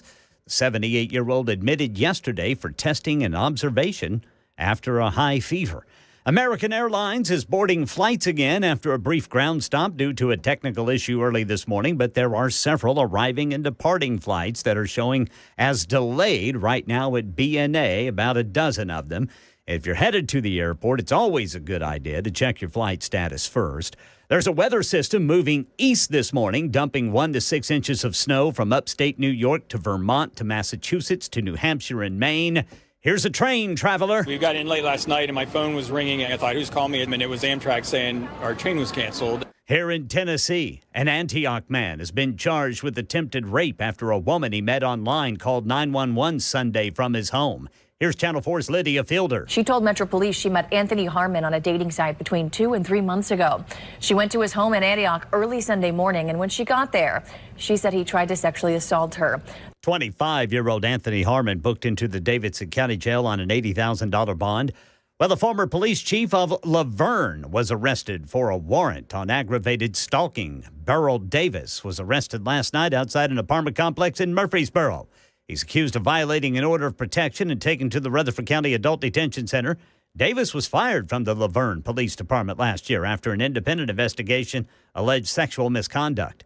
And there's not so great news for Tennessee Nissan employees. There was news this week that Nissan and Honda have signed a memorandum of understanding that'll lead to a merger of the two companies.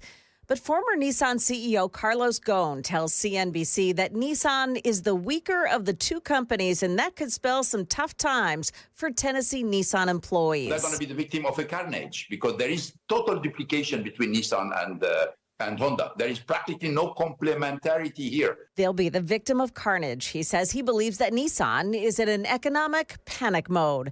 Joan Jones, WTN News. Well, winning the lottery could help as players prepare for tonight's $970 million prize for the Mega Millions jackpot. A massive prize from earlier this year has finally been claimed, says Andrew Dembert. An anonymous New Jersey resident isn't getting a lump of coal, but a lump sum of cash this Christmas after coming forward to claim the $1.13 billion Mega Millions jackpot from March. That March drawing was the 5th largest grand prize ever. That is the latest news. Weather is next. I'm Ken Weaver, WTN News. The guaranteed offer is the easiest way to sell your home. It's really simple. We bring you an all-cash offer. You close in as little as 21 days. No home inspections, no lock boxes, no open houses. Go to markspain.com to get a guaranteed offer and start packing.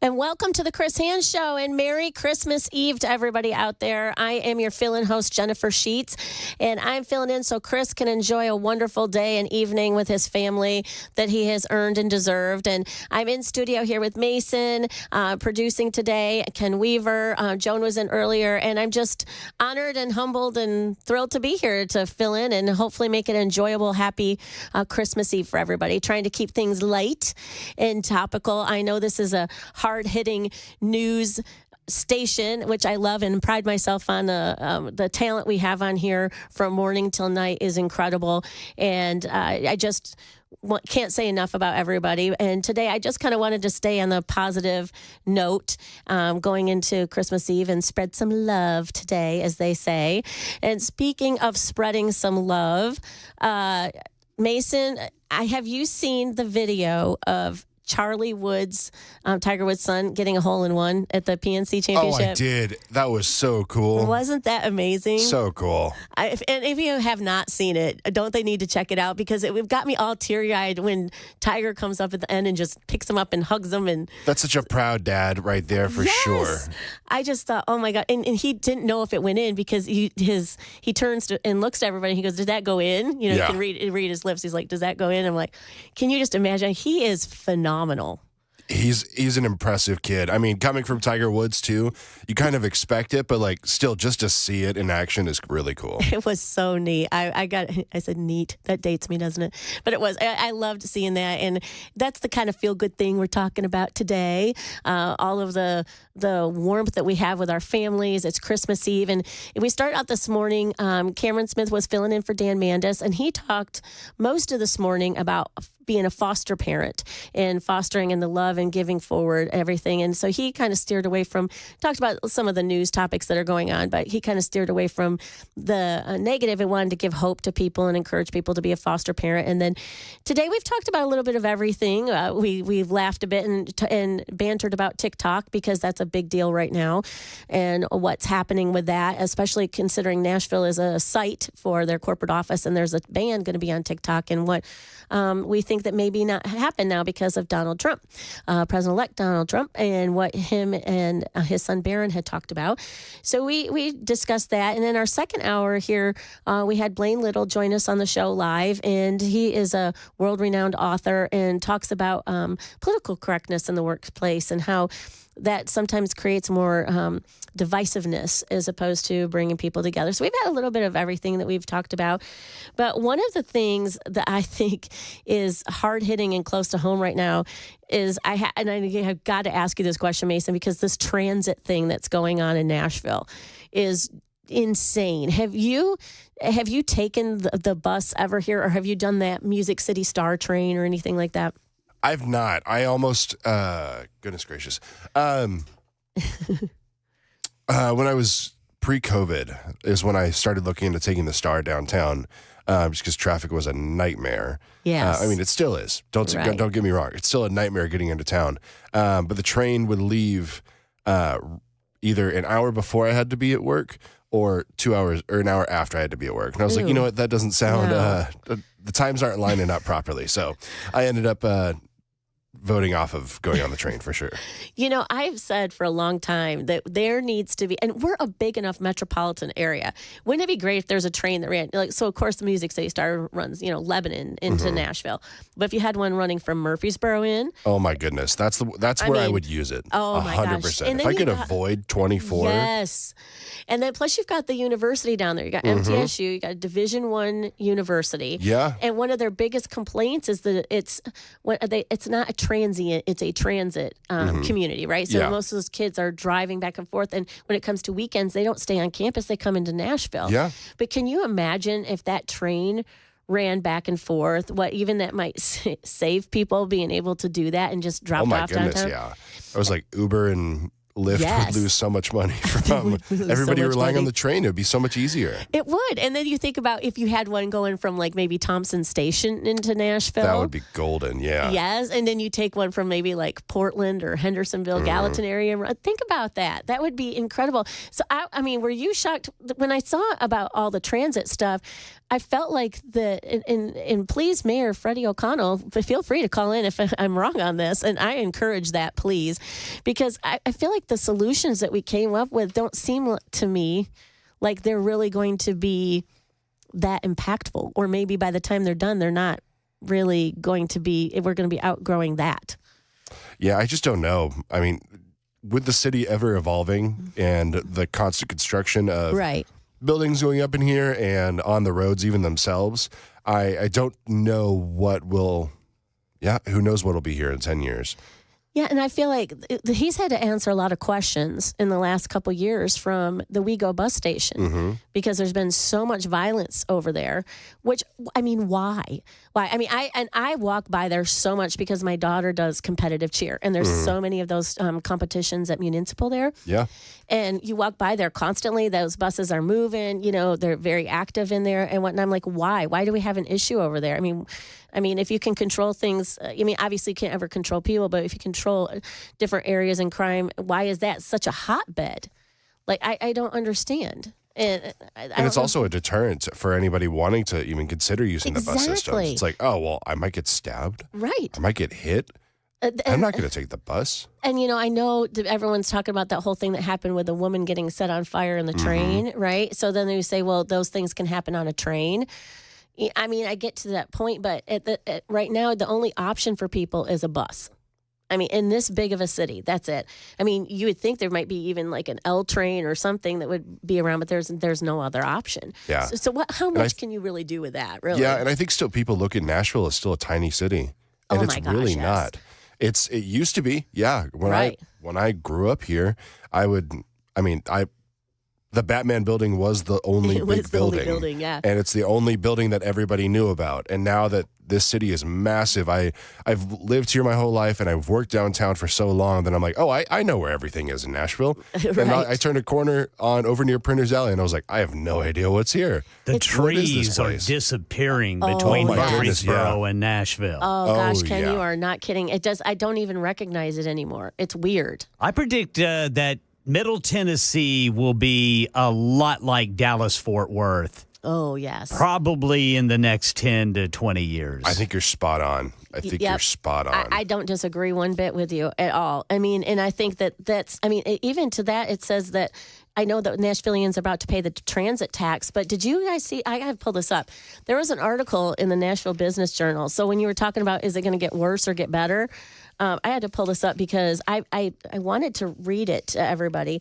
Okay, so first of all, about tech moving to Nashville, it drove office demand to its highest. So to Ken's point too, like everything disappearing, you're just going to see more office buildings because you got the Oracle and Amazon campuses plus mega developments, and it says it's all putting Music City on top. And it says the surge in the tech growth, I guess, it led the office net absorption in the United States and Canada with a 2.3% increase in the third quarter. So, I mean, that's huge. I mean, that is a lot. And then there was something else they were talking about how high prices are going in, real estate and whatnot. And so people are coming up and buying all those little pieces of property that had the trees and the bushes on it that maybe nothing was there, and they're just finding a way to make it go up. You know, I mean, like build up and that kind of thing. Everything's just disappearing. And this transit tax, are you guys aware of like all of this? Because it kind of shocked me a little bit. The transit tax, they did a layout for it. It says there's not a firm timetable for many of the projects that are coming about, part of the Choose How You Move plan. But it says what you can expect. So in December of this year, I guess right now, city staffers are handling procurement, and they start hosting information sessions for potential vendors. Okay, so let me drop back here. What are we getting vendors for with transportation? Is it to widen the roads? Is it to put a rail in for the bus to follow along? I'm not quite sure. And then it says the city will hire Transit Improvement Plan's chief program officer, and then that's going to be in early 2025. And then this is a big one, everyone. The sales tax surcharge of 0.5 cent per dollar will go into effect in Davidson County. So I'm just kind of wondering, like, when this is all going to start, how this is going to go. And, I always say this is the biggest little city that there is. I mean, like it's a big city, but in a blink you can get through it really quick. Dave just texted in. He says Nashville's a small city. See how long it takes to drive through Atlanta or Cincinnati. Believe me, my son goes to Ohio State. I know how long it takes to get through Cincinnati and Atlanta, and I agree. I just feel like for as big as we've become and the cranes everywhere, that there should be, alternative than the buses. Please text in or call. If I'm wrong on this, pretty much all I see is widening roads and adding buses. I just don't see any other thing. And it's supposed to take us, like, how many years to do this? I mean, where's the greater minds of, I don't know. Yeah, I think it's projected 10, 15 years. Yeah. And Jason texted and said only if the train pays for itself, 0 government subsidies. I agree. I mean, yeah, it needs to pay for itself. But I do believe if you could get some of these big institutions involved, like MTSU or, some of these manufacturing companies or companies along the way, because we're one of the few cities, and I can say this from, being in a position of owning a company where I give people jobs every day. We're one of the few cities that does not have alternative sources of transportation for people looking for a job. You either live on the bus route or you have to carpool. And so many of my friends that have picked up Uber driving, you would be shocked at how many people they bring to work, which to me, I don't know how that makes sense to me. I think it would be expensive to, Uber every day or Lyft every day, but they do. They find it more expensive to have a car and have gas. So what is that telling us? So I guess, I just don't know where we're coming with solutions. I feel like we're just delaying the inevitable of that. I'd love to know, more of what you guys think. Someone else texted in and said the buses that are all over town now have nobody on them. Yeah. So what are we doing? Increasing that? And I don't even know how much it is to get on the bus. Do you know, Mason? I'm not sure, but I can look it up. Yeah, I'm not sure how much it is to get on the bus, and I don't know how much the year pass is. But usually that just isn't a linear route. And now companies are looking at that too, because Nashville doesn't have another major transportation area. So if you're going to bring any type of work here that you want to have people be able to be accessible to them, you're either going to build on the bus route. You need to pay attention to that, on the major interstate, right off the interstate, which usually they do. But the bus route's really your only option. And, but yeah, to your point, yeah, the buses that are all over town don't really have anybody on them. Yeah. So looking at the listing here, for most buses in Nashville, it's $2 for a 2-hour unlimited hop on, hop off. Okay. $4 for the full day, though. So you might as well, if you're planning on using it the whole day, you might as well just throw on $4. Yeah, put the $4 in. And then if you're going to be using it the entire month just to have an unlimited pass no matter what, right? $65 for the month. Ooh, so you save a little. Yeah, just a little bit. Yeah, but throughout the whole month, that's not bad. No, that's not bad at all. No, to see why people would use it, but they need to feel safe, right? That's the other thing. And like with the train situation, obviously they had a horrible thing happen. Just disgusting thing that happened in New York. Mm-hmm. But I think you're going to find that anywhere. But I do feel like that whole WeGo bus station, that there's just too much going on down there. Yeah, and I think one of the frustrating things that people see with buses compared to driving their own car is buses stop at every bus stop. Yes. And so it's okay, yeah, it says that I'm going to be 20 minutes to work. But then I have this stop, and then I pull forward 10 more feet, and there's this stop, and then the next stop. And so it adds another 15, 20 minutes on your drive. So it was really a 40-minute drive from where you got picked up compared to the 23 that the GPS maybe allegedly had predicted. And that would suck if you're trying to use that to go to work. You have to factor that in. And then if the weather's bad and all of the things that go with it, it's just crazy. Yeah. Well, I know we're going to take a break, but when we come back, we're going to talk some more wonderful things for Christmas Eve and find out maybe where Santa's at for those of you paying attention. And you're listening to The Chris Hand Show on Super Talk 99.7 WTN.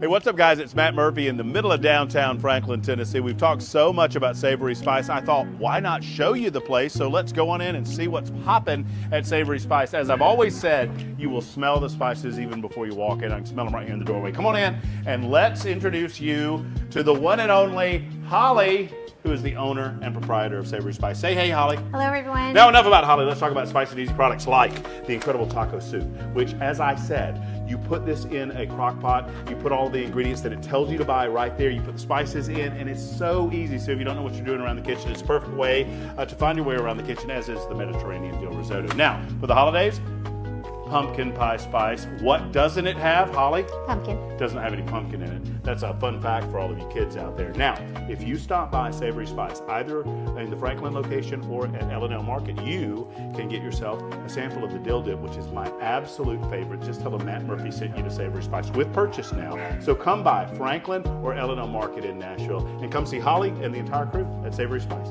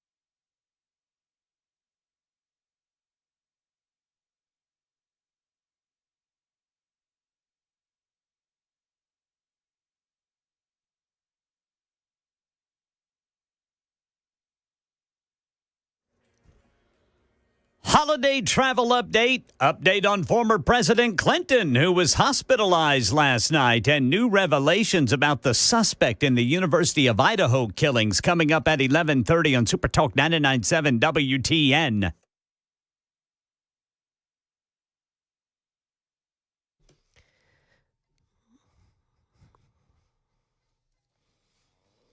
And Merry Christmas Eve. You're listening to the Chris Hands Show here on Super Talk 99.7 WTN. I am your fill-in host, Jennifer Sheets, and I'm live in studio with Mason and Ken Weaver, and we want you guys to have a blessed, beautiful Christmas Eve. Happy Christmas Eve. And we're just talking about all the things. We're trying to keep it kind of lighthearted today. There's so much that all the amazing talent and hosts on this show dive into every single day and every single show, and we just kind of wanted to keep things a little more lighthearted. I love the comments I'm getting on the Super Talk text line at 615-737-9986. Someone has said, obviously that the buses are all over town and nobody's on them. And of course, that's the way it is. Excuse me. And then someone said, Jason says, no one rides public transportation because they want to. There's truth to that for sure. And then Craig says, I will never live in Nashville again, staying in Wilson County. Aw, he said, love my weekend show, by the way. Thanks, Craig. Shout out to you. But Becky also really appreciate that, Craig. Thank you. Becky brought up something really cool because she said in New Orleans, they have a trolley rail system that goes throughout the city. And I said, Mason, that seems more like a Nashville thing. Like, can you imagine putting a trolley system in, what that would probably do? I mean, it would be really nice, but the unfortunate thing is, look at how much construction we currently have on our roads. So true. Imagine having to shut all the roads down to put in a trolley track through the middle of all of our roads. And I wonder, though, if that's what they're planning on doing, because weren't they talking about doing the bus like that? You know, when you go into the big cities, like, you go into Houston and all of them, and they have the bus on the rail. Mm-hmm. And I mean, isn't that what we're doing here? I feel like I don't know. Do you know it's interesting? I know they talked about making a specific bus lane. I don't know if it was going to be on a rail or anything, though. Okay, think about this for a minute. I Googled last night, and I hope either you or Ken, I want to be proven wrong on this. I could not find anywhere where there was an actual on-camera interview with the mayor about this. Like, everything is in print. Like, I kept looking and looking. Interesting. And I kept trying to find something. Everything I've seen has been in print as well. Yes, and I can't find anything where he's actually going more in depth on what this is. And this is going to affect everybody, because not only you're talking about the tax that's going to go in effect in a month or so. Yep. And I know it's a half a cent, but it's a tax, and it made me laugh. But it makes a difference. Somebody said, I got to find it in here. Someone said something really funny about it. It called it something about Freddie. Oh gosh, I was so mad at myself that I cannot find this in here. This is what happens, Fast Freddy's tax grab. Craig said that. Oh, that's hilarious. I would love for him to call in the show and tell us, like, what's really going on with it, because I feel it's kind of, I mean, it's funny because I printed for today because I thought this would be kind of hilarious. All of the rollout for this whole thing, and it goes month by month by month. Within the plan's first year, okay, you ready? This says first 3 years. The city will expand bus routes to run more frequently and for more hours of the day, and add more smart traffic signals. Okay, did we get that? And then it says, in the plan's first year, the city will begin implementing bus service enhancements, safety and lighting improvements, and sidewalk and traffic signal upgrades. An existing bus fare subsidy program called WeGo Link will be expanded.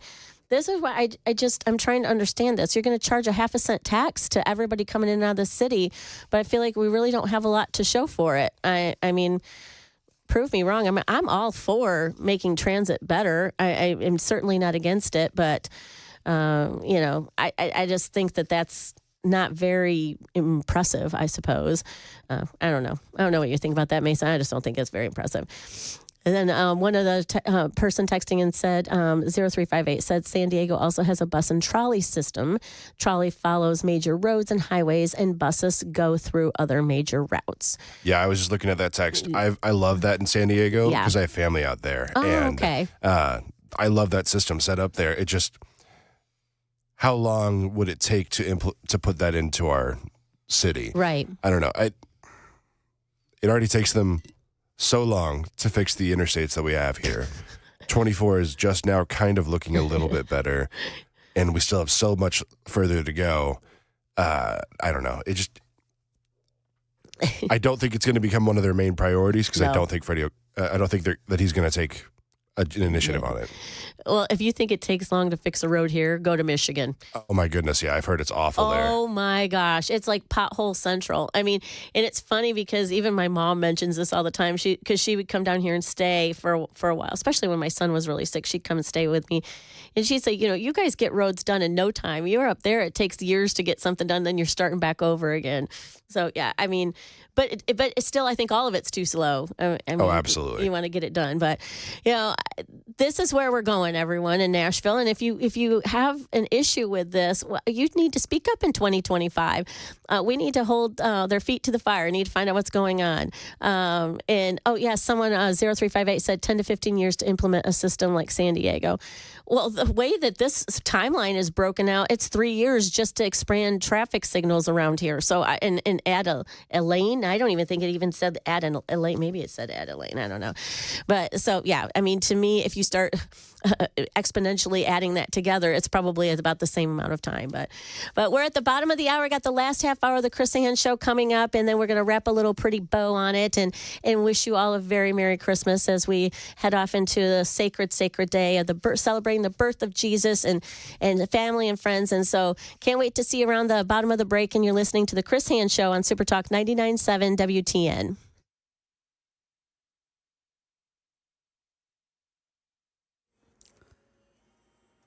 11:30 on the dot. I'm Ken Weaver with your top stories. Got the full forecast in 5 minutes. Holiday travel. Good idea to check your flight before getting to the airport. We're still seeing about a dozen or so flights delayed or canceled at BNA right now. Mostly delayed. Only one cancellation that I've seen. And if you're driving, TDOT has cleared all lane closures for road work unless there is an emergency and for those long-term projects. Former President Bill Clinton released from the hospital in Washington where he was being treated since Monday for a fever. Here's Stephen Portnoy. His office says the 78-year-old former president was discharged after being hospitalized overnight. The diagnosis, the flu. A spokesman says Clinton and his family are deeply grateful for the exceptional care he received at Georgetown University Hospital. Officials in Washington state this week revealed the suspect in the University of Idaho killings, Brian Kohberger, was investigated in connection with an earlier home invasion in nearby Pullman, Washington, where a woman says a masked man broke into her house in the early morning hours and stood in her doorway armed with a knife. This woman described the encounter. I heard my door open and I looked over and someone was wearing a ski mask and had a knife. And so I kicked the out of their stomach and screamed super loud, and they flew back into my closet and then ran out my door and up the stairs. Kohberger was later cleared in that investigation and removed as a person of interest since he was not living in the area or enrolled at the University of Washington at the time. Close to $1 billion on the line for tonight's Mega Million drawing. The seventh largest jackpot in the lottery's history expected to be pulled tonight. You have until 10 p.m. Eastern to purchase a $2 ticket. But before you start to deck the halls with boughs of money, the odds of winning about 1 in 303 million, according to lottery officials. But here's some holiday hope. You do actually have a better chance of winning tonight's prize than filling out a perfect March Madness bracket. That's the latest news. Weather's next. I'm Ken Weaver, WTN News. Hey, what's up, guys? It's Matt Murphy in the middle of downtown Franklin, Tennessee. We've talked so much about Savory Spice. I thought, why not show you the place? So let's go on in and see what's popping at Savory Spice. As I've always said, you will smell the spices even before you walk in. I can smell them right here in the doorway. Come on in and let's introduce you to the one and only Holly, who is the owner and proprietor of Savory Spice. Say hey, Holly. Hello, everyone. Now, enough about Holly. Let's talk about spicy and easy products like the incredible taco soup, which, as I said, you put this in a crock pot, you put all the ingredients that it tells you to buy right there, you put the spices in, and it's so easy. So if you don't know what you're doing around the kitchen, it's a perfect way to find your way around the kitchen, as is the Mediterranean dill risotto. Now, for the holidays, pumpkin pie spice. What doesn't it have, Holly? Pumpkin. Doesn't have any pumpkin in it. That's a fun fact for all of you kids out there. Now, if you stop by Savory Spice, either in the Franklin location or at L&L Market, you can get yourself a sample of the dill dip, which is my absolute favorite. Just tell them Matt Murphy sent you to Savory Spice with purchase now. So come by Franklin or L&L Market in Nashville and come see Holly and the entire crew at Savory Spice.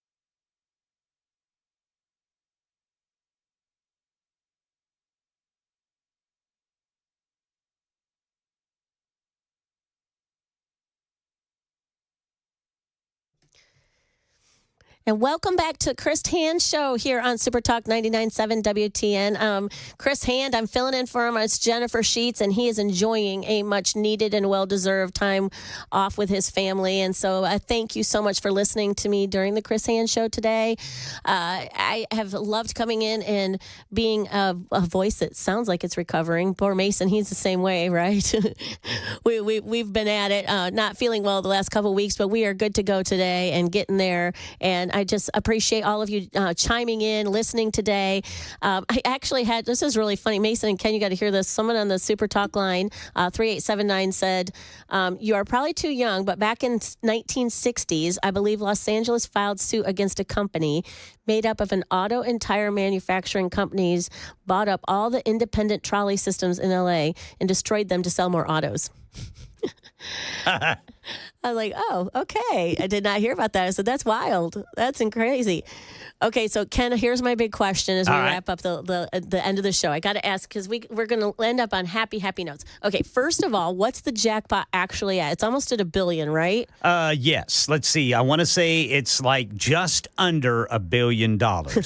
You got to buy your ticket by 10 o'clock Eastern time tonight. 10 o'clock Eastern time, so 9 o'clock Central. We got to get our ticket. See, wouldn't that be the greatest Christmas gift and stocking stuffer? I was talking to I'm telling you, that, right? It would.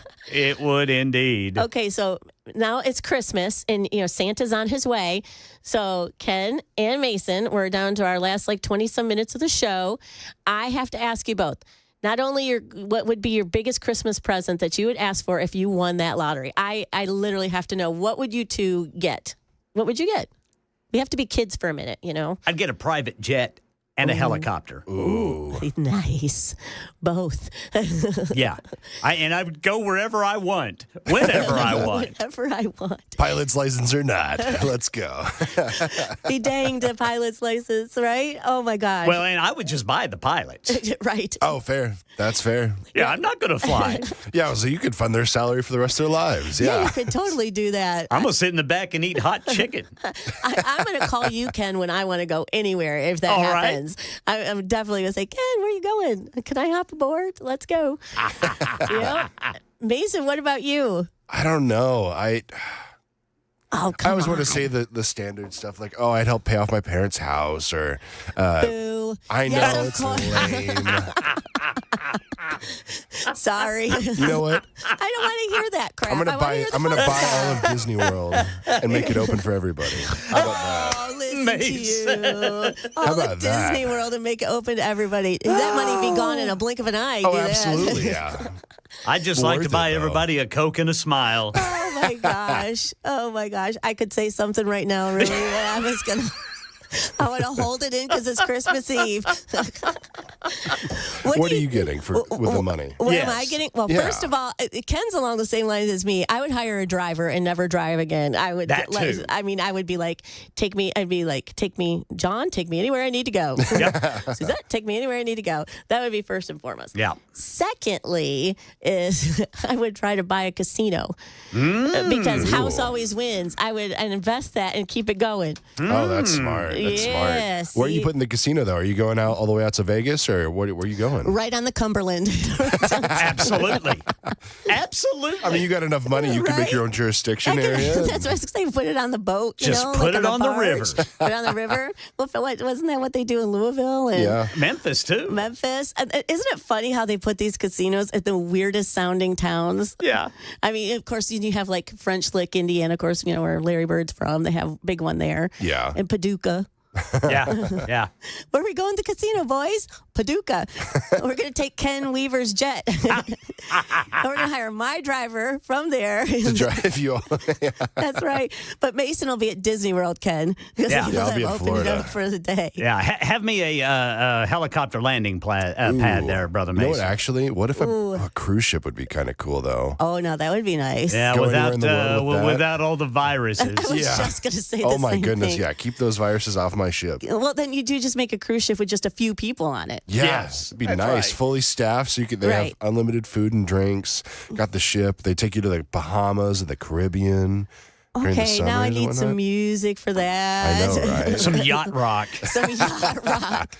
Isn't it funny how some of the best bands from when we were younger are the ones playing on the boats? I know, right? I mean, geez, now that would be something I would want to spend with money. A private concert. Okay, Ken Weaver, who's your private concert? Go. AC/DC and Metallica. That's so good. And ZZ Top. Oh, that's good. That's good. What about That's you, good. Mason? I think prime time, like Aerosmith would have been a good show. Oh, yes. Oh, goodness. There's an artist I follow called John Bellion who puts on one of the best shows I've ever seen on YouTube. The last time he was in town was 4 years ago, and I was supposed to go to the concert, and I was very, very sick. And so I had to give my ticket away, and I was very bummed. And he ended up playing all the songs that I wanted to hear, and it was apparently a really, really good show right over here at Ascend. Nice. But I'm hoping he goes on tour again soon, maybe. He's talking about being done, so I might have missed my opportunity. But if I had the money, I definitely jump on So that neither boat. one of you would be Swifties? Oh, absolutely not. I leave that to Dan Mandis and Mandis alone. You wouldn't be hired or to come, like they do. If you said you leave that to Dan Mandis, Oh, my absolutely. gosh. Dan hears this. Oh, my word. The Swifties. I would do Foo Fighters. Oh, yeah. Yes, Foo Fighters, Foo definitely. Fighters. So good. Foo Fighters, Def Leppard. Yeah. Oh, yeah. That was a really good concert. Although I do think one of the nicest looking men in a band is from Three Doors Down. And he's the guitar player. He reminds me of Josh Duhamel. Ladies, go look him up. Like, that'd be fun. Look up the guitar player or Josh Jamel? Both. Yeah, might as well. Let's do both. Hi, honey. I'm just kidding. Well, I was like, we have to talk about Christmas wishes. So with that being said, are you guys going to go buy a Powerball ticket tonight? Or what is it, Mega Millions, right? Yeah. Mega Millions. Mega Millions. Better get that right. Have people buying the wrong thing. Can't even get that right. Are you both going to do it? I think my wife has already done that. Ooh, nice. I think I'm going to grab one for each of my family members tonight, and then See, just to smart. make it fun. Why not? That's what I was telling Blaine was in here for an hour as my guest, and he said he needed some last minute stocking stuffers. I said, go to the convenience store. That's what you need to do. Go to the liquor store, Absolutely. convenience store. You're good. Most Put a gas bow on it. stations. Most Yeah. gas stations. We're good with that. So now that we've established what our dream wish would be with all of this money, what things are you both doing this evening for Christmas Eve? Mason, I know you shared a little bit earlier, but got a new audience coming on this hour. So if you and Ken, I would love to hear what you guys are doing this evening. This evening, I'm heading out to church with my family at around 3:30, and then we're having a nice little dinner hanging out for the rest of the evening. Oh, very sweet. That's way to go, Brother Mason. I love that. Makes my heart spill over. What about you, Ken? I'm just going to hang out with my family and play games and watch Christmas movies. That's my favorite thing to do. I'm doing the same thing. My sister moved down here from Michigan a year ago. And All right. yes, I'm so excited. And so I'm going over to her and her boyfriend's house with my family, and we're going to eat, drink, play games, and be merry and all that stuff. But That'll be fun. it's hard though, because my son, he's a freshman at Ohio State, and he's studying aerospace engineering, and he's the one I talk about all the time when I have my t-shirt on. He's a 3-time cancer survivor, so he's a walking miracle. And my daughter's 14.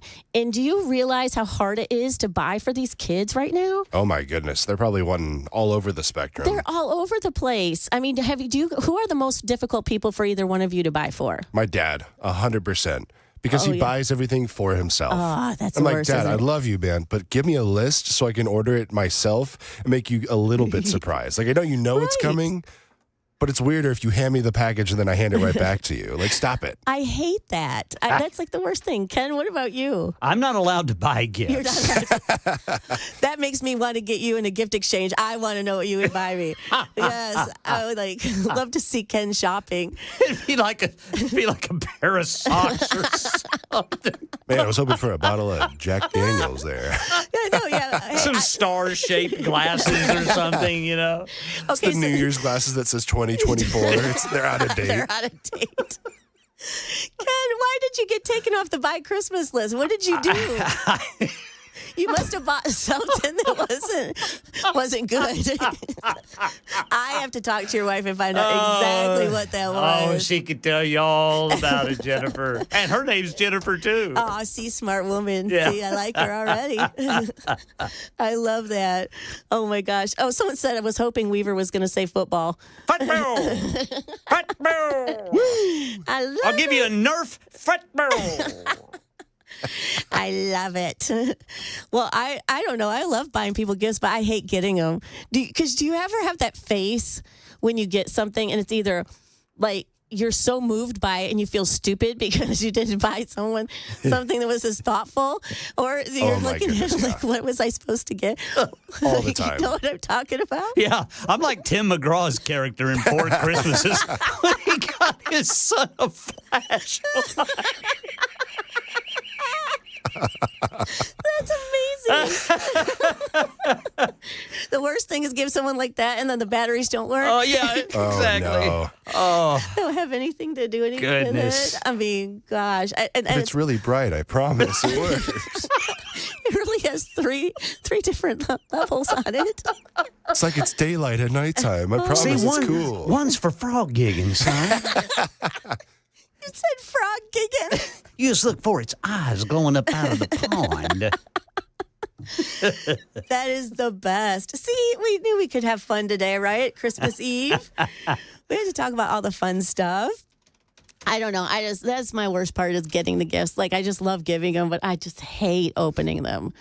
And it's not because I'm not appreciative. Do you guys feel the same way? Like, I'm so thankful. Oh, yes. I'm so thankful, but then I just feel so weird because I'm like, either I'm going to lose it and cry like crazy, or I'm just like, oh, this is so great. Thank you, thank you, thank you. And then you're like waiting for someone else to open up their gift.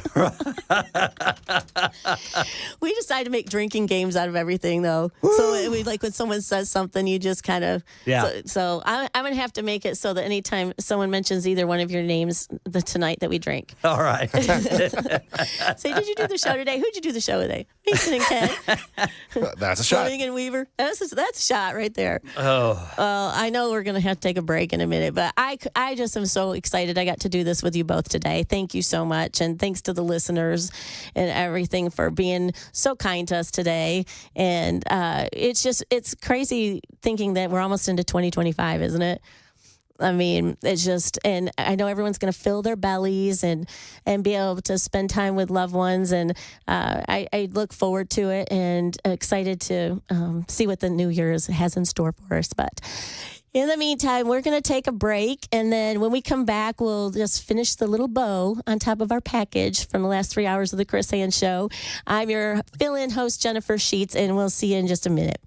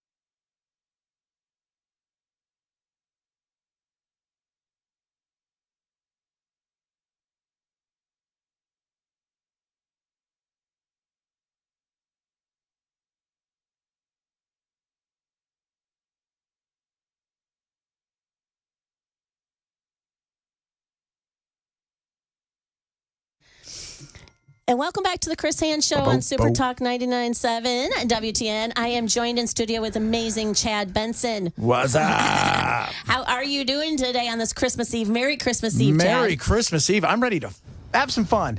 Very little politics today, lots of fun. I love, and anybody that's watching, you have to see Chad's shirt. Yeah. It's Santa got Claus. Santa Claus. Very Santa Claus much. on it. I love it. We got to play our big thing, Mason. What are we going to say about Santa? We're going to let Chad hear what we say about Santa today. You say about Santa? Yep. You doing You mean ready? things to Santa? All right, here we go. Ready? Okay, people, tomorrow morning, 10 a.m., Santa's coming to town. I know him. I know him. I know him.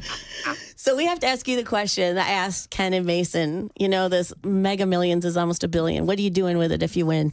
Well, we touched on it a little bit yesterday. First thing you do is you take a day or two off. You go straight to an attorney.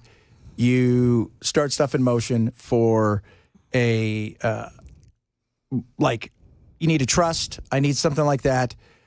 Secondly, most importantly, then get it over to the place so you can claim it because I don't want to have it in my hands. Right. I don't want to have it in that right there is the most terrifying thing. Like winning your side in second, like, oh my God, now what do I do with it? I don't know what to do with it. I don't want to touch it. I'm going to go buy a safe, put it in it. I'm going to take the safe to the place, then take it out. I mean, that's what I do. That'd And be then the from scariest there, part. it's just little things here and there, but it's one of those things where you've got to do it in a real smart way because everybody in the world is going to ask you for money and you have to tell them no. You can't tell anybody you won. No, you can't. You can't. Because to me, the minute you do there'll be signs. Right? Yeah. There'll be signs. You make me It's laugh. really weird, Chad, that you're wearing an all gold suit. I don't know. That's how I dress now. All right, I'll see you There'll later. be signs. Clunk, clunk, clunk. If Ken wins, the sign will be the helicopter. Yeah. That's it. And he's going to get a helicopter and a plane, he says. You always want to Yes. take care of, like, I would go to, family, a few places, a couple small churches and stuff, and it's like, don't tell anybody. Like, you don't need right. to know anything. I don't want anybody to know. Don't tell anybody. This is for you. And then you have that one friend. You're like, look, dude, we need to go play golf every day. Well, I got to work. No, you don't. I talked to your wife. I'm going to give you $5 million. You too won the lottery. Because it's no fun if you don't take your friends with you. Well, who are you going to have fun with? Your friends and family. Are you going to retire? Are my friends retired? Well, then what am I going to do? I'm going to retire all of them. So probably a zoo. That's probably what I do. I'd have a zoo that nobody's allowed to come to but me. That sounds like Mason's cruise ship. He said cruise ship, but you can only put a few people on it because of the virus. Yeah. Right? Oh, So- yeah. You know. Yeah, keep out the virus. That man. thing You is can't a have it. petri dish of evil. Gross. Although he did say he'd buy out Disney World, which I told him his money would be gone out like that. Yeah, You know? no, but it would be. I just, you know what? Just nice house and stuff. So, several things. Bell's like, well, I'm going to take the $1 billion and I'm going to put it in something where I get $150,000 a year and buy a nice house. I'm like, dude, what are you going to do with that money? You're going to make $30 million a year just off interest. Interest, yes. Oh yeah. And you're not going to take it with you. So what? You're just going to have it piled up, and then they're going to come and take it from you, the state or something like that? No way. That's okay. I booed Mason when he said he would pay for his parents' house. Yeah, I was like, just I'm going that to buy house. off their house. I'll Just pay for my this parents. house. I was like, cool. Thanks, Jennifer. I appreciate it. I'm not buying you a new house. I'm just paying this one off. You can handle your own house. You have to take care of your own crap. Love you, Mom and Dad. So no, but I would do some. Because I'm big into. I have exotic animals. I've collected them my whole life, so I'd probably really upgrade a few of those. Ooh. Like how exotic we talking? I've had everything you could ever imagine. Snakes? Yes. Boas? Oh, venomous. Ooh. I've had back in the day. I've had just about everything you can imagine. Way back in the day, when it was a little bit more open. Yes, in California. That's why he's talking about the zoo, y'all. That is exactly why I mean, he's you talking about name the it. I've had crocodiles. How many monkeys? You know what? I won't do a monkey because I'm going to say this, and it's my buddy had a monkey, and it was like a drunk midget. That's what he said all That's the what time. I've heard. I've heard they're hard to. They're, It was they're a fighting. It little wore a delusional. diaper. If you left, it freaked out. It break stuff. It was crazy. So They're no. very cute in the movies. Yeah, they are. I And would then if they I eat was their going to young. if I was going to do like something like that, because I've thought about because I was really into reptiles for a long time, and I've had every kind of reptile you can think of, but I've got little kids now, so I never do venomous again. And I'm older, not as fast as I used to. Well, if you own a zoo, yeah, but I'm not touching any of those anymore because again, I have kids. But I would do probably, I mean, my wife keeps getting mad at me because I'm like, I want a porcupine. That would be cool. Because my buddy's got a porcupine. I That love would be them. cool, I want a wouldn't it? porcupine. They and are she cute. said, probably some capybaras, which are great. Yes, Those are just yeah. 200-pound guinea pigs. Yeah. But there's a few things that we've looked at. And the beauty is, I said when I told my wife, if we're ever going to move again, I'm moving to a place where I can have some stuff. Because there are some states you can't have anything. And then there are other states like, we don't care. Yeah. I got a bear. Oh, good for you. That's nice. It's nice. The bear, Can the you pet monkeys. it? Can you pet the bear? Is that it? Santa came to our house last night, actually. Oh, did he? Santa visited already and dropped off my 6-year-old's first present, which is a kitten. Ooh. Oh, that is Wait till my wife precious. finds out it's a lynx. Yeah, I was just saying a little tiger cut there.